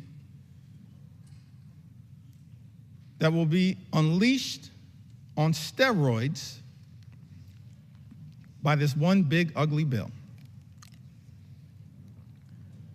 We know that, in fact, is the case. That's not hyperbole. It's not a hypothetical. It's not hype. JD Vance told us the other day, don't worry about the cuts to Medicaid. Don't worry about the fact that this is the largest cut to Medicaid in American history. Don't worry about the fact that millions of Americans, more than 17 million Americans, will lose their health care, and many more will experience higher premiums, copays, and deductibles, whose life will measurably get worse as a result of this one big ugly bill. Vice President JD Vance said, don't worry about that because it's all about the deportation machine. That's not targeting violent felons. Apparently, much of what has been unleashed on the American people targeting American citizens, like a 2-year-old American girl with the initials VML, who was deported alongside her mother and sister to Honduras without any meaningful due process. VML was taken into custody by ICE on April 22nd.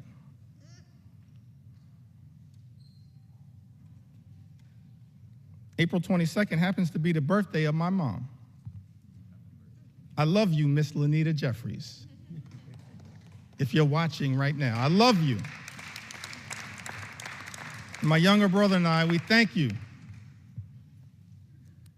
for what you did, for your sacrifice in raising us, to try to be the best citizens that we can be. VML was taken into custody by ICE on April 22nd while attending a routine check-in at a New Orleans immigration office with her mother. VML's undocumented mother had no criminal history. And had she been allowed due process, they could have contested the removal.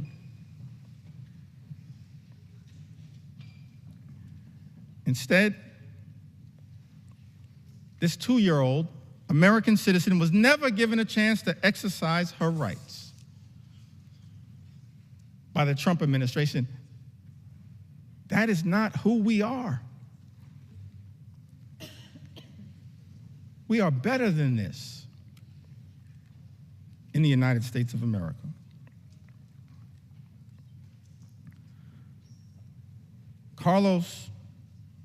Carrie Lopez Alvarado, a U.S. citizen, arrested while she was 9 months pregnant, masked men wearing Border Patrol uniforms, followed by a white truck into a building's private parking in the city of Hawthorne. In that truck was Carrie's partner, Brian, when she tried asking questions about who the agents were and what authority they had to arrest her partner. She was arrested. And Carrie, an American citizen, recounted that they started grabbing me from both sides, and I ducked down. to sort of shield my stomach because I was afraid. An American citizen, afraid that they were going to hurt me.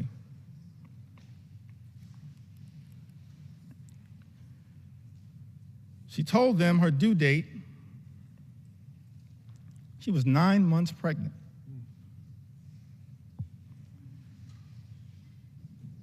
Apparently, these CBP officers responded, okay,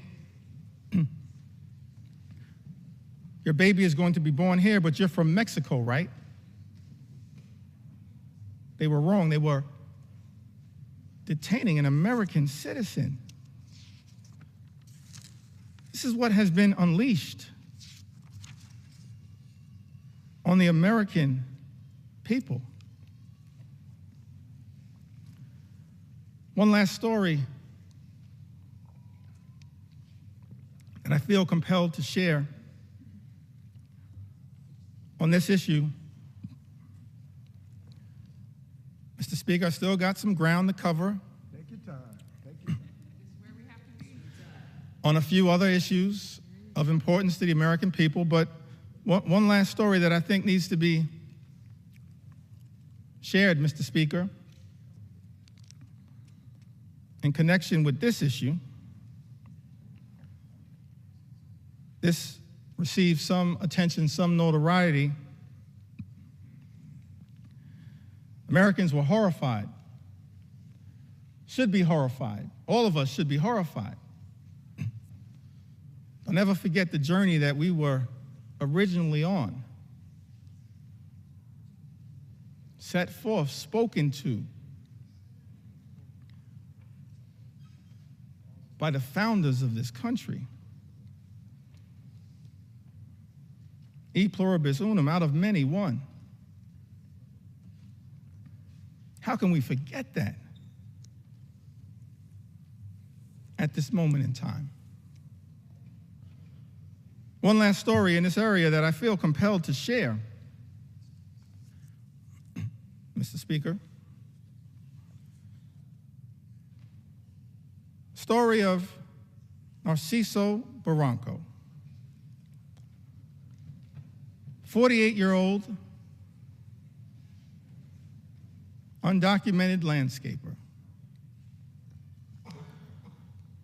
who has been in the United States since the 1990s and has no criminal record.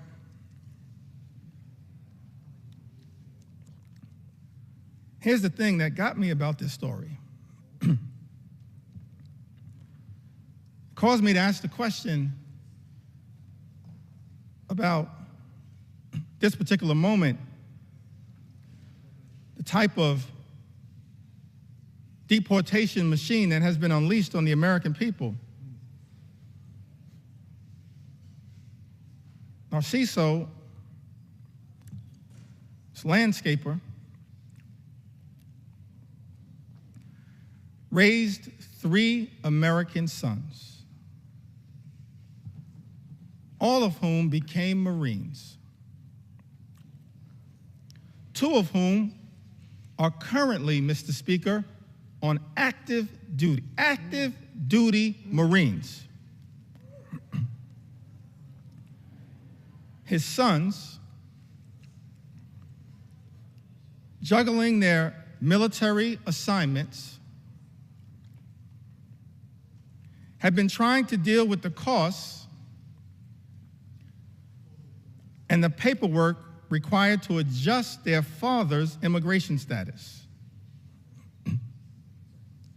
through parole in place, a program which allows undocumented members of military families to apply for a green card. But these men in uniform, juggling their military assignments, had not gotten there yet. So after 3 decades,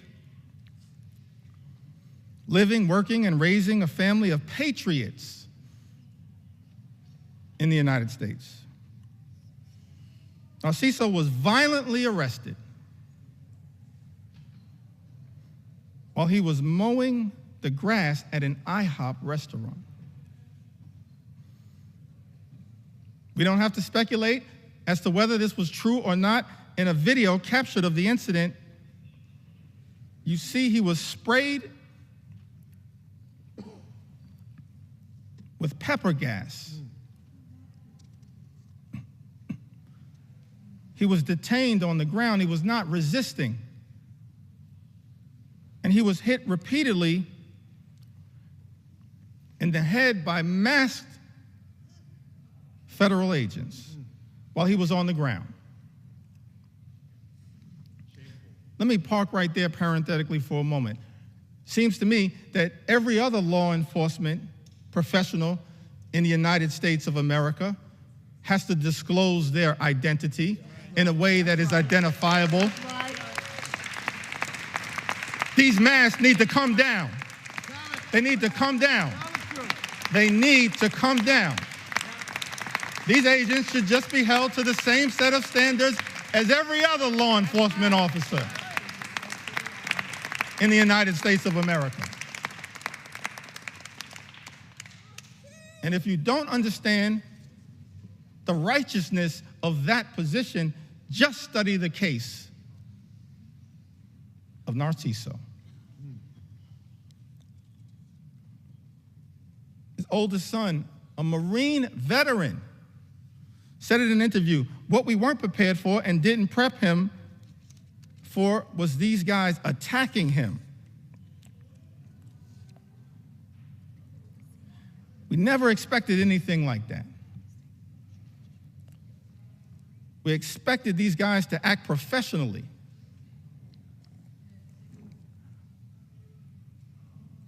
And up to the standards of the United States government. Are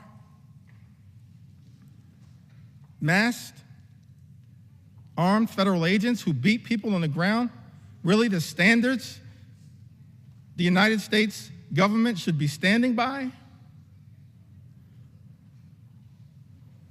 Are these the types of actions, Mr. Speaker, that House Republicans endorse and support? This is not the way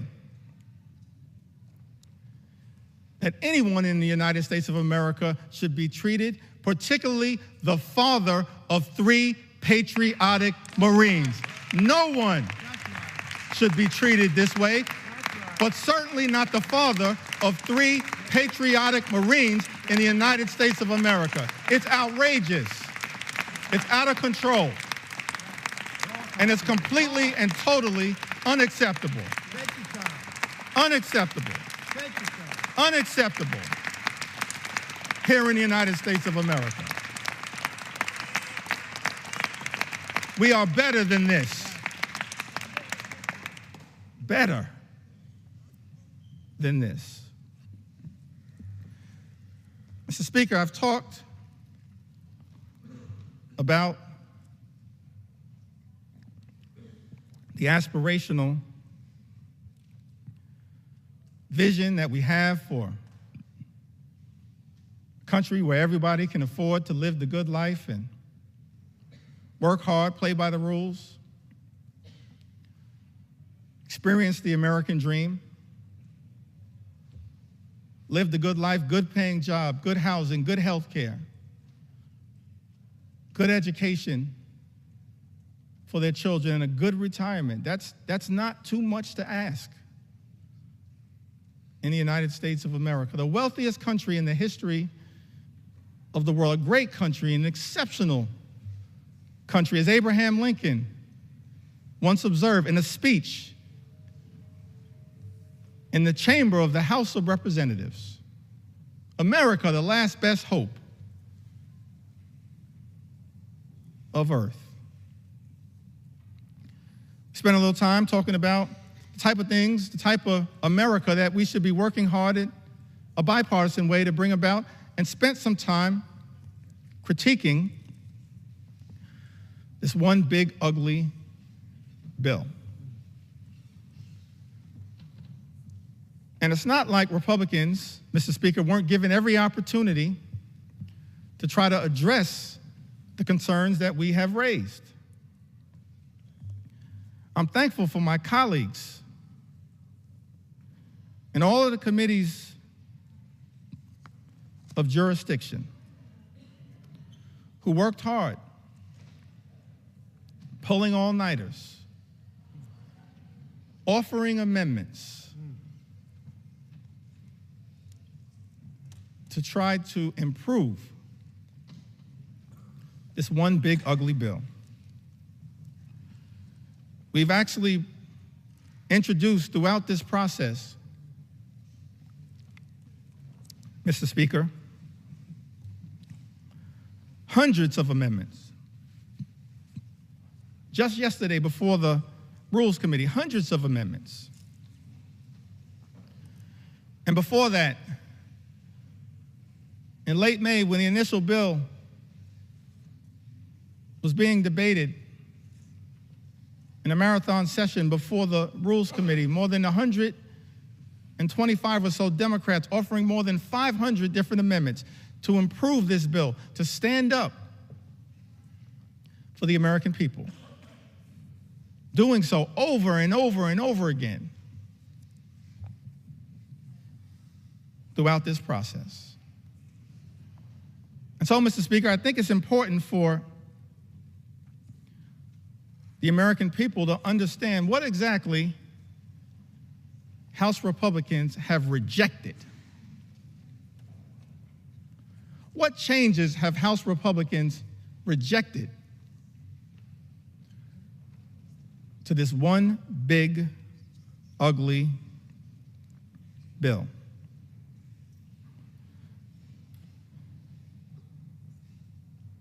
We repeatedly tried to offer an amendment, both in rules and on the House floor on behalf of the American people,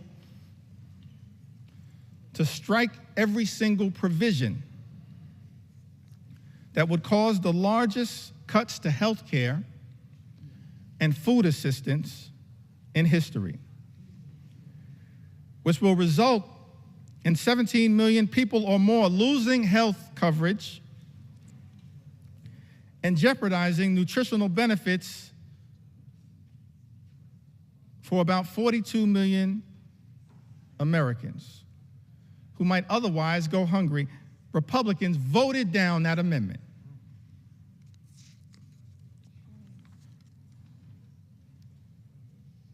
I believe it was Representative Amelia Sykes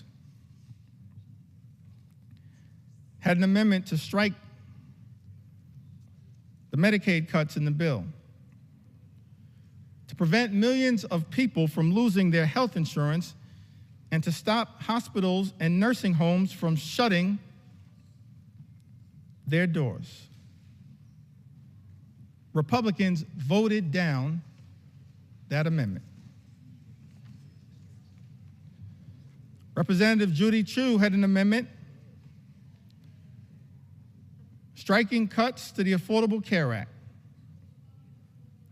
Cuts that are in this one big ugly bill that will cause millions of everyday Americans to lose their health insurance or experience having their costs go up. Mr. Speaker, you know that Republicans voted down that amendment. Representative Lauren Underwood from the great state of Illinois had an amendment, and I wish I could go through all of the amendments that have been introduced, but I'm going to highlight as many as I can.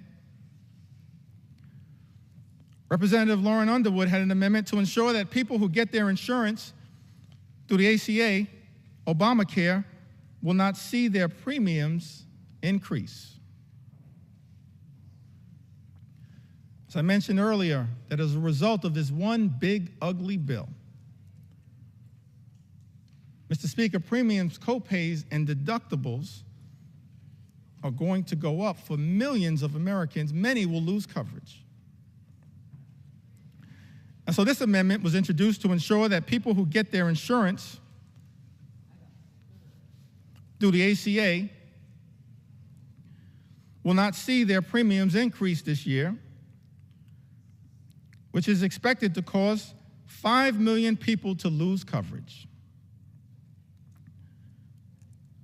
Mr. Speaker, Republicans voted down that amendment.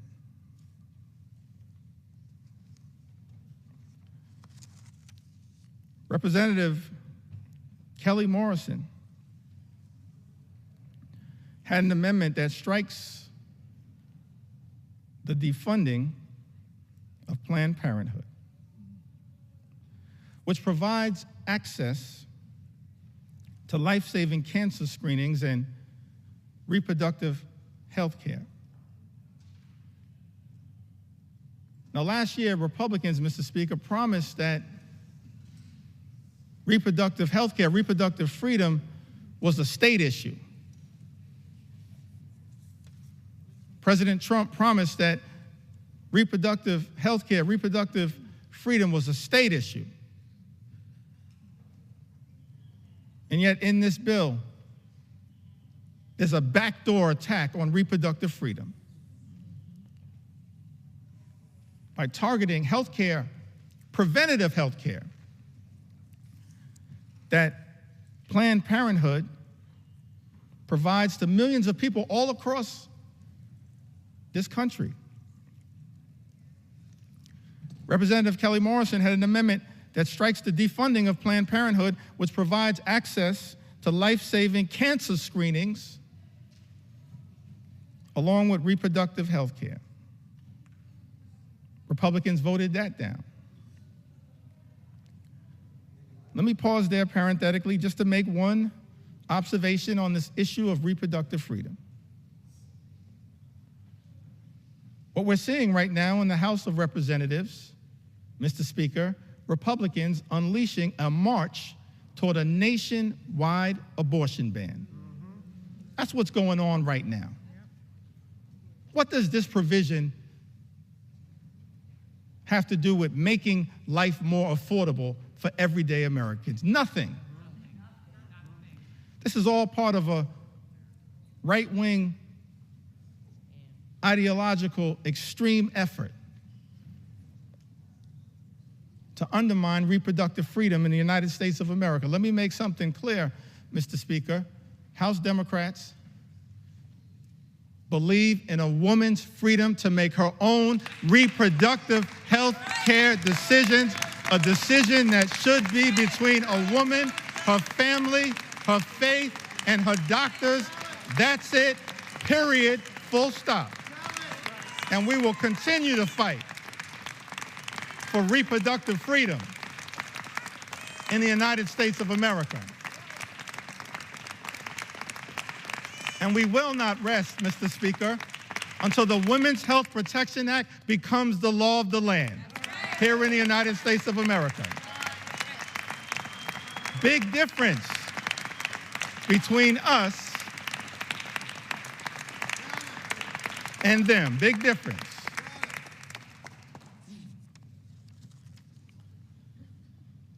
Mr. Speaker, Representative Johanna Hayes introduced an amendment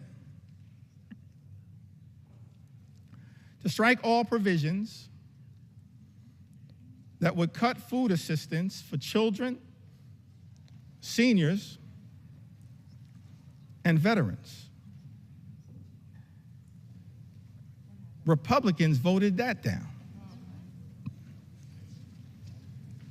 How cruel. How cruel. Representative Shontel Brown had an amendment to strike burdensome red tape requirements that threaten nutritional assistance for millions of Americans and their families.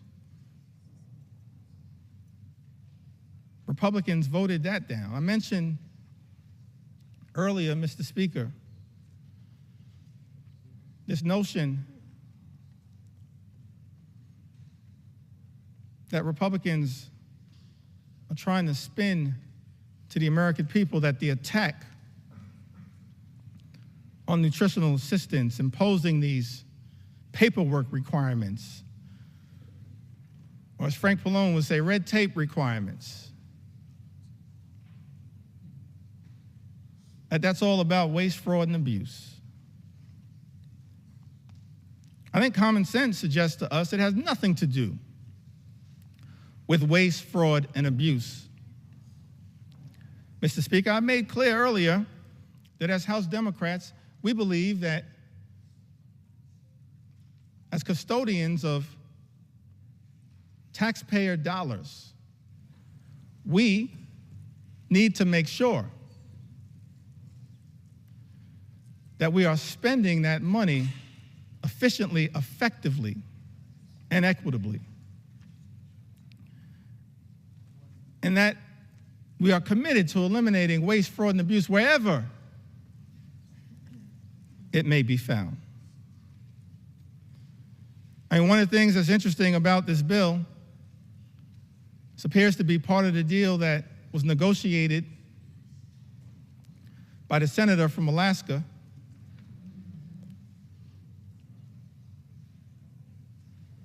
is that the states apparently that have the highest error rates with respect to supplemental nutritional assistance are shielded from the initial impact of the nutritional assistance cuts. Let's think about that for a moment. How can it be that Republicans, Mr. Speaker, are claiming that this bill has anything to do with waste, fraud, and abuse, and yet the states with the highest error rate, as Republicans during the Rules Committee acknowledged under questioning from Jim McGovern and Mary Gay Scanlon and Joe Neguse and Teresa Leger Fernandez, acknowledged that the states with the highest error rates actually shielded from the initial impact of the cuts to supplemental nutritional assistance. Angie Craig pointed this out. It exposes, in my view, the lie being told, Mr. Speaker, by some in this town that this effort, this one big, ugly bill, is somehow about combating waste, fraud, and abuse. One of the reasons why we know common sense dictates that this one big, ugly bill has nothing to do with meaningfully going after waste, fraud, and abuse is that, on average, SNAP beneficiaries receive $6 per day to try to help them not go hungry,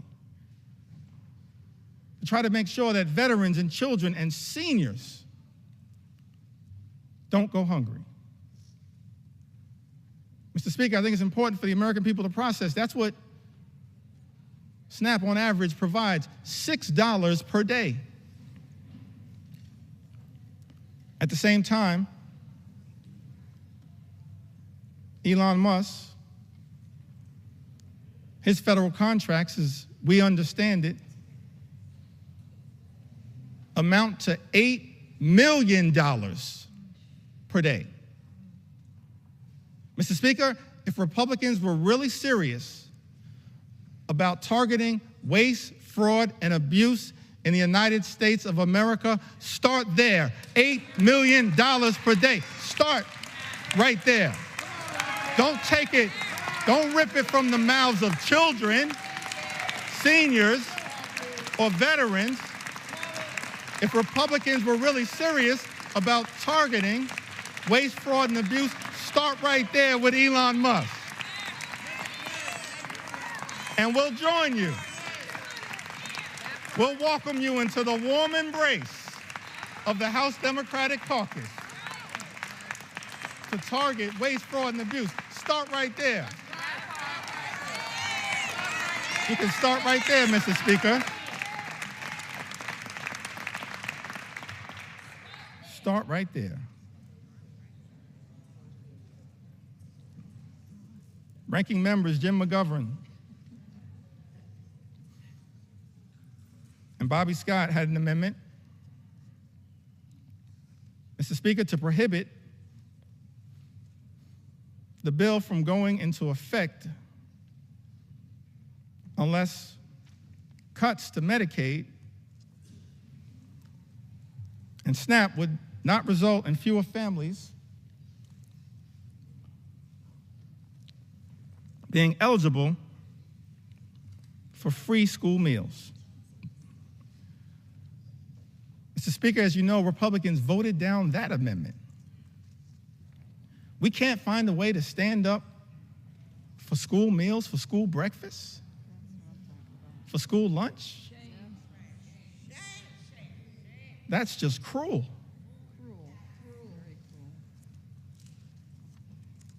It is callous. It's a corrupt perversion of this process, targeting, as this one big, ugly bill does, school children, hungry school children in the United States of America. Speaker, Representative Mike Thompson had an amendment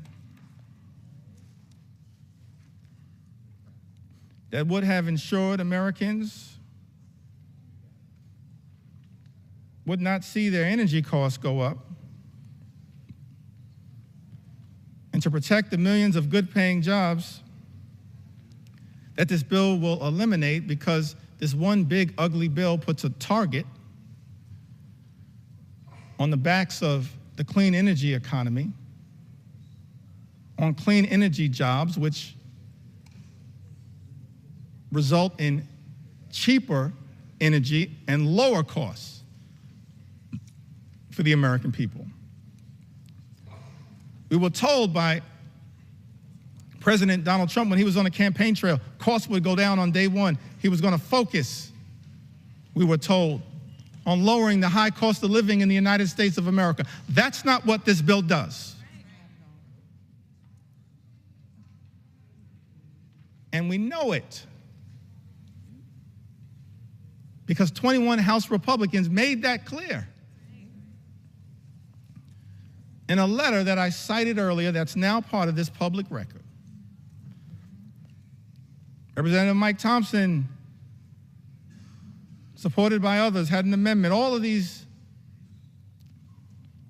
amendments co-sponsored by members all across the gorgeous mosaic of the House Democratic Caucus. We're proud of the fact that we look like we represent, in the most intimate way possible, consistent with John Adams' original vision of the House of Representatives, that the House should be a portrait of the American people. That's what we represent. We're proud of that fact. The gorgeous mosaic of the American people. That's what we're all about, in the most intimate way possible. That's why we love the House. And what the House is supposed to represent, the best of the House, not what we're seeing on the floor right now. Mr. Speaker, Republicans voted down the amendment introduced by Representative Mike Thompson that was designed to ensure that Americans would not see their energy costs go up. It was also designed to protect the good-paying American jobs that were part of both the Bipartisan Infrastructure and Jobs Act, the Infrastructure and Jobs Act, as well as the Inflation Reduction Act. And so this amendment was designed to lift up the principle of actually trying to create good-paying union jobs that actually allow people to provide a comfortable living in the United States of America. Amongst this all-out assault that we are witnessing in the United States is an all-out assault on organized labor. An assault on collective bargaining, an assault on the freedom to negotiate.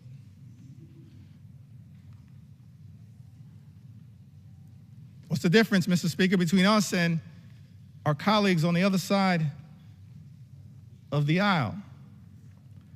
I think one of the things that is a clear difference, Mr. Speaker, is that we believe, we recognize that in connection with this journey, work hard, play by the rules, imagine and dare to dream the ability to live the good life, to experience the American dream. An American dream that when you work hard and play by the rules, you should be able to provide a comfortable living for yourself and for your family. Educate your children. Purchase a home. Have access to high-quality health care. Go on vacation every now and then. And then one day retire with grace and dignity. That's the American dream. That's the ability to afford and access the good life. And we believe as House Democrats that no single force in the United States of America has done more to bring the American dream to life than organized labor, and we will continue to stand up for organized labor today, tomorrow, and always. Not undermine good-paying union jobs. That's what this bill, this one big ugly bill, does in the United States of America. We're going to stand up. Stand up. Stand up for organized labor.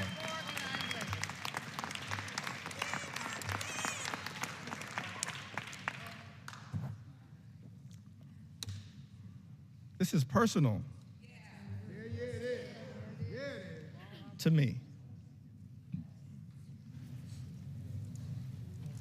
My parents, Marlon Jeffries, Lanita Jeffries, they raised us, my younger brother Hassan and I, they raised us in a working class union household. I'm thankful for that. We were raised in central Brooklyn. Now, my mom grew up in Connecticut. And I mentioned, that must be Johanna Hayes.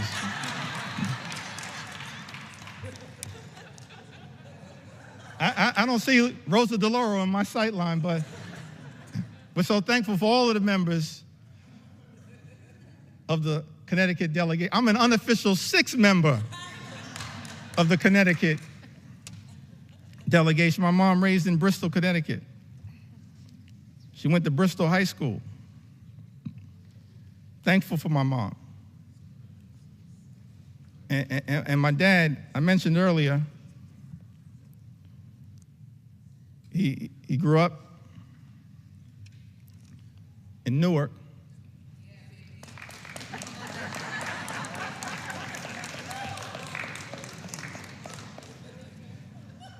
That must be LaMonica McIver. I grew up in Brick City. I mentioned earlier he had the nickname Pudding. I failed to ask him, but I'm going to see if my mom can unlock the key to that nickname for me. My mom grew up in Bristol, Connecticut, and my father grew up in Newark. And I mentioned earlier that he then went off to serve this country in uniform as an Air Force member, served in Germany during the Cold War. I think about that a lot. I didn't get to talk too much about it. I wish I would have had the opportunity to talk a little bit more with my dad about that. It's an extraordinary thing in the United States of America that someone could grow up in inner city Newark and then have the ability, in part, thanks to President Harry Truman, to serve with people of all races to defend this great country. I wish I would have had the opportunity to talk to my dad a little bit more about his experience in Germany, because the one thing that I've been able to take away from that experience was that he came back having fallen in love with Heinekens and Becks.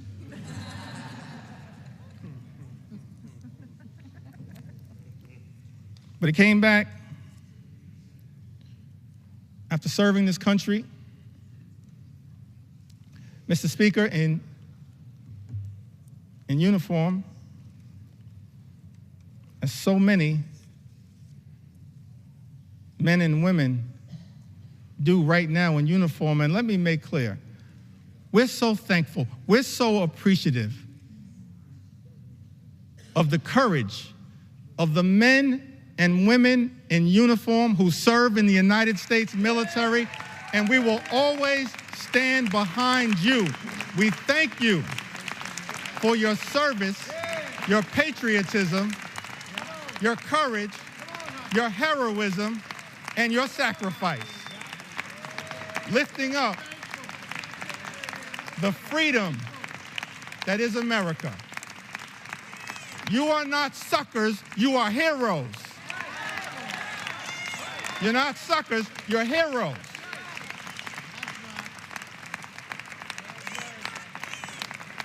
We're thankful for your service.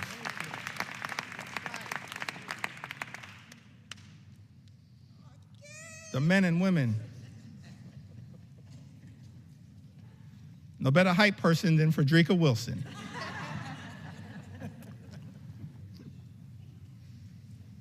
So my dad, as I mentioned, grew up in Newark. My mom in Bristol, Connecticut. So they meet at Central State University. Proud to note, a historically black college and university that has given so much. Historically black colleges and universities to the United States of America, and we will always stand behind you. Always stand behind you.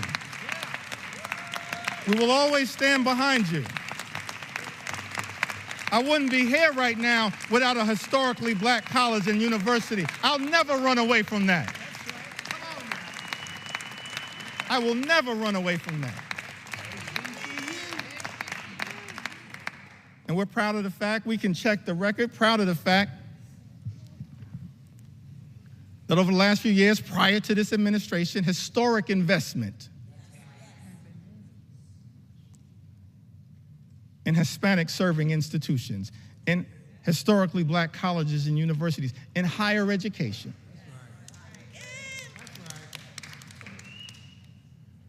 That's part of who I am right now. I don't know if I'll have time to tell the story of my grandmother. Maybe I will.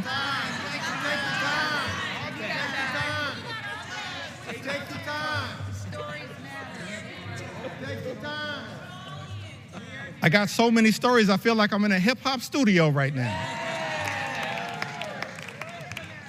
But they all relate to what makes us, every single one of us, every single Democrat,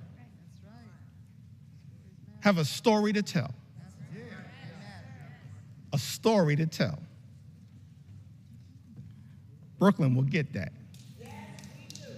Every single one of us have a story to tell. That leads us to this moment. It's the reason why we're fighting hard against this incredible and unprecedented assault on the American way of life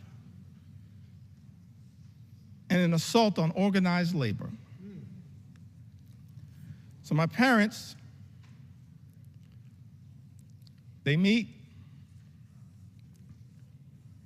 Central State University, and Dad would tell us, my younger brother and I, that it was love at first sight. But apparently my mom said, not so fast. But it worked out. I'm thankful for that. They met at Central State University.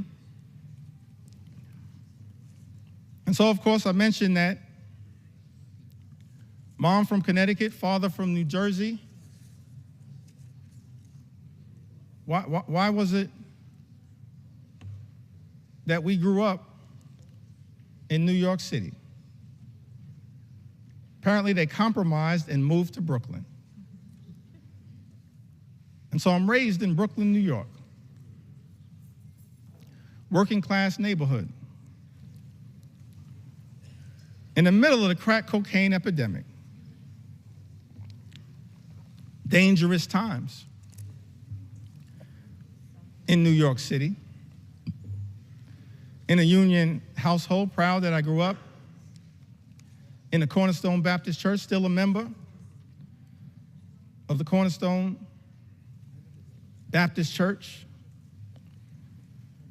Grew up in this union household. And Mr. Speaker, I land on that moment, and every single one of us as House Democrats have a similar story to tell about why in our heart, in our soul, in our essence, in our experience, we're so horrified by the attacks on organized labor. Because we understand the importance of what organized labor has meant to the American journey. My mom and dad were both public servants throughout their entire lives. My mom worked for 45 years, DC 37, for the city of New York. My dad, he worked for 30 years. He was a member of the Public Employees Foundation. He was a substance abuse social worker dealing with addiction. During the heroin explosion of the 1970s, the crack cocaine epidemic of the 1980s. But they got married in 1967. And they were newlyweds. And many people familiar with the history of the labor movement, particularly in New York City, know that in 1967, the Social Service Employees Union, which they both belonged to at the time, famously went on strike for better pay, better health care, better working conditions, and most importantly, better service to the clients that they served. And I've thought about that fact. They were newlyweds. A few months in, and they had to make a decision when the Social Service Employees Union went out on strike, whether they would cross the picket line, because it was unclear, perhaps, how they would pay for food and rent and clothing as newlyweds in a new city. Or, Mr. Speaker, were they going to stand in solidarity with their union brothers and sisters? I'm so thankful, Mr. Speaker, when I learned that my parents made that decision to stand on that picket line for as long as it took in solidarity with their union brothers and sisters. That's part of our DNA. That's part of why we fight so hard. We can all trace a similar story. An inheritance from our parents and our grandparents. All of us have that kind of story to tell.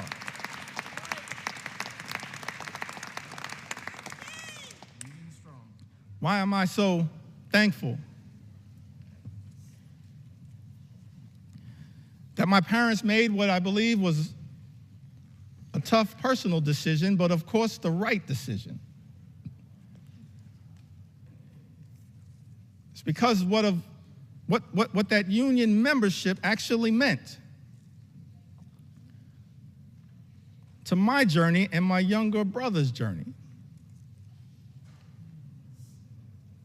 1973, my younger brother was born with a serious heart condition.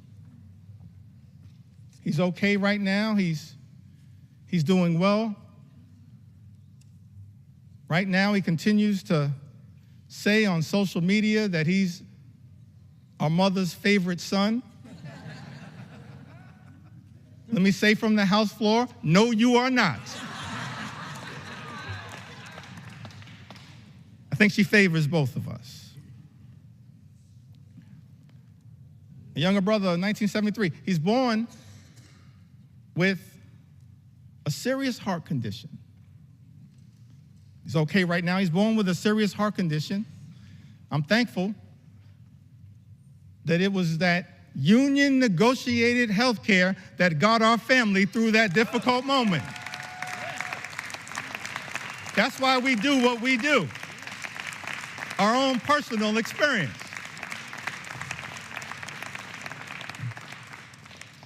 And then in the early 80s, my parents, modest living.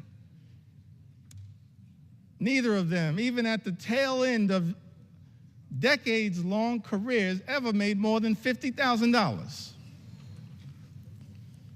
Modest living. But in the early 80s in Crown Heights, rough neighborhood, central Brooklyn, they bought their first and only home.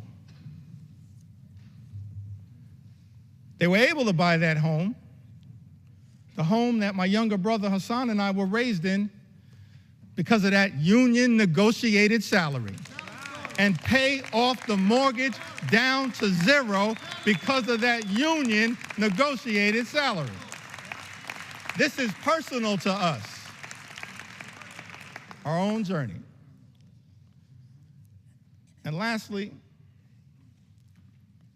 as it relates to this part of my journey, why we all fight for what we fight for, why we stood behind Mike Thompson's amendment to protect good-paying union jobs. I went to college. I went to Binghamton University.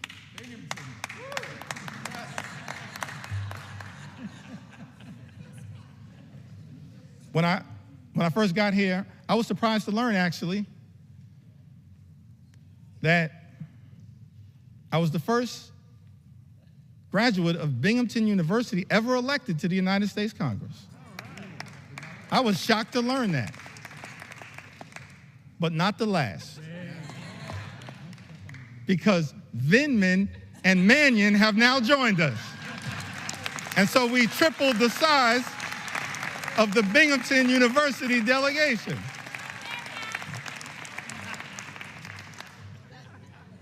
It's part of the reason why we stand up for higher education and public education. That's our own experience. So I graduated from Binghamton University.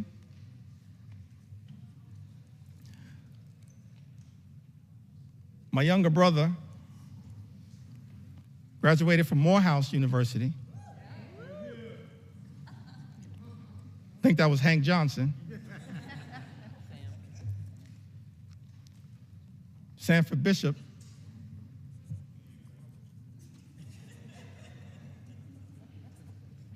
Graduated from Morehouse. I graduated from Binghamton University.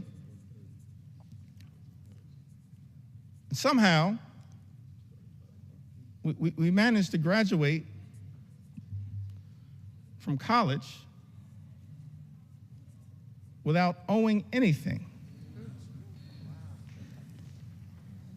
And for the life of me, I couldn't figure out how. Because as I mentioned, my mom, my dad, they just earned a modest living all throughout their careers. So one day I had a conversation with my mom and I was trying to figure it out. How did you pull that off? She said, well, I wanted to make sure my two sons could have a clean start to life.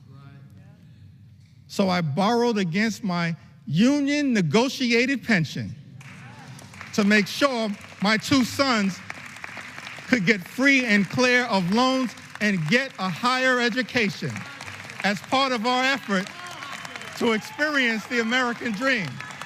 And so we all say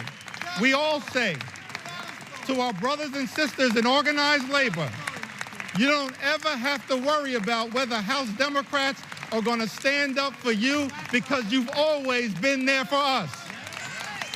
You've always been there for us. You've always been there for us. That's our personal story. And every single one of us,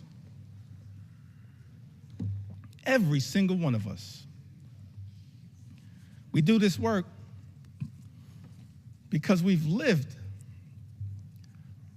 a life of opportunity that this great country has provided to us. And we're deeply troubled, saddened, disgusted that this great institution, this House of Representatives, Mr. Speaker, Republicans are trying to jam this one big ugly bill down the throats of the American people. A bill that hurts everyday Americans in order to reward billionaires with massive tax breaks. Shame on this institution if that bill ever passes. And so we say to the American people, we've been working hard to try to get this bill into a better situation, introducing amendment after amendment after amendment. Representative Judy Chu, the Chair Emeritus of KPAC, one of our extraordinary leaders, my good friend Grace Meng, she now chairs KPAC, but Representative Judy Chu, she had an amendment that no one earning more than $10 million per year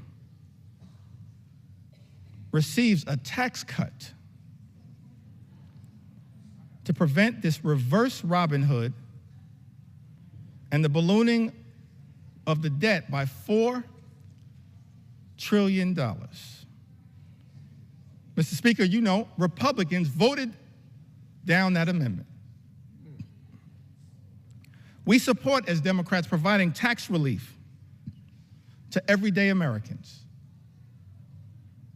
We're willing to work in a bipartisan way to deal with that issue under the leadership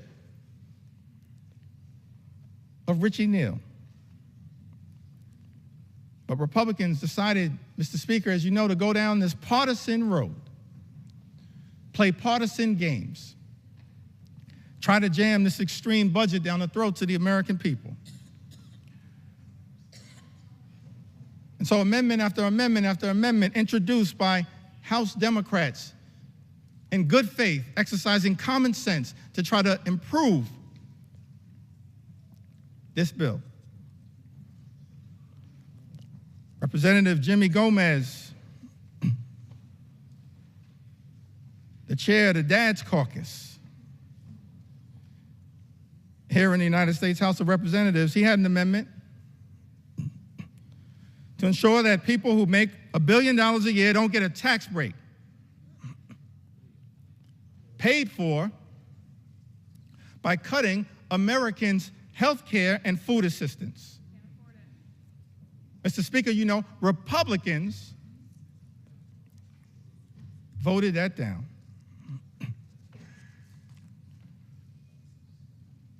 My good friend and classmate, Representative Susan DelBene, she had an amendment that would have made the child tax credit fully refundable. Susan DelBene, a great champion of the child tax credit. Let me also shout out a person that I believe is the mother of the enhanced and expanded child tax credit as well. The top Democrat on the Appropriations Committee, Rosa DeLauro. We're thankful for your leadership, Rosa.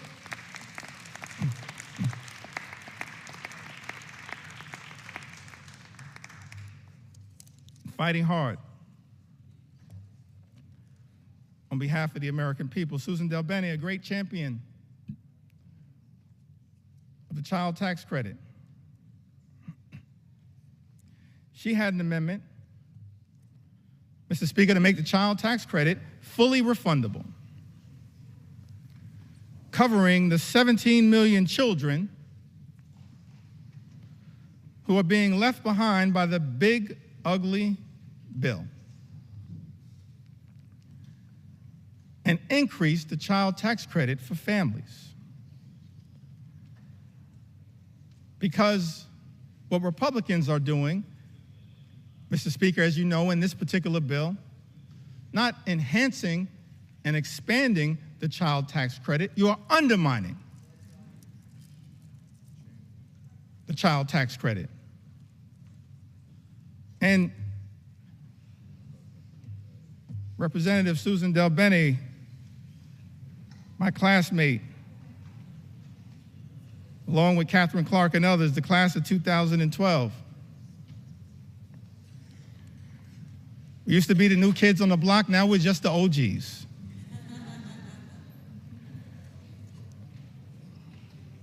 Susan DelBene, she introduces this amendment, and Mr. Speaker, as you know, Republicans voted it down. Representative Laura Gillen had an amendment that dealt with this issue a little bit earlier. The new and permanent cap on state and local tax deduction. Representative Laura Gillen had an amendment to strike the new and permanent cap on SALT, which is something that members of the House Republican Conference, Mr. Speaker, as you know, claimed was a line in the sand for them, specifically from New York, and said that they support. but Republicans voted down that amendment from Representative Laura Gillen. Representative Mary Gay Scanlon from the Commonwealth of Pennsylvania, one of the great members of the class of 2018, a great class. She had an amendment that would protect infants, babies, American citizens born in this country from the unconstitutional and un-American Trump executive order to end birthright citizenship. Republicans voted that down. Can't believe. Let me make something clear. No matter what it takes, we're going to make sure as House Democrats we stand up for the principle that every single child born in the United States of America pursuant to the 14th Amendment is an American citizen. We will never let anyone take that away. Not now, not ever. Not now, not ever. Not now, not ever.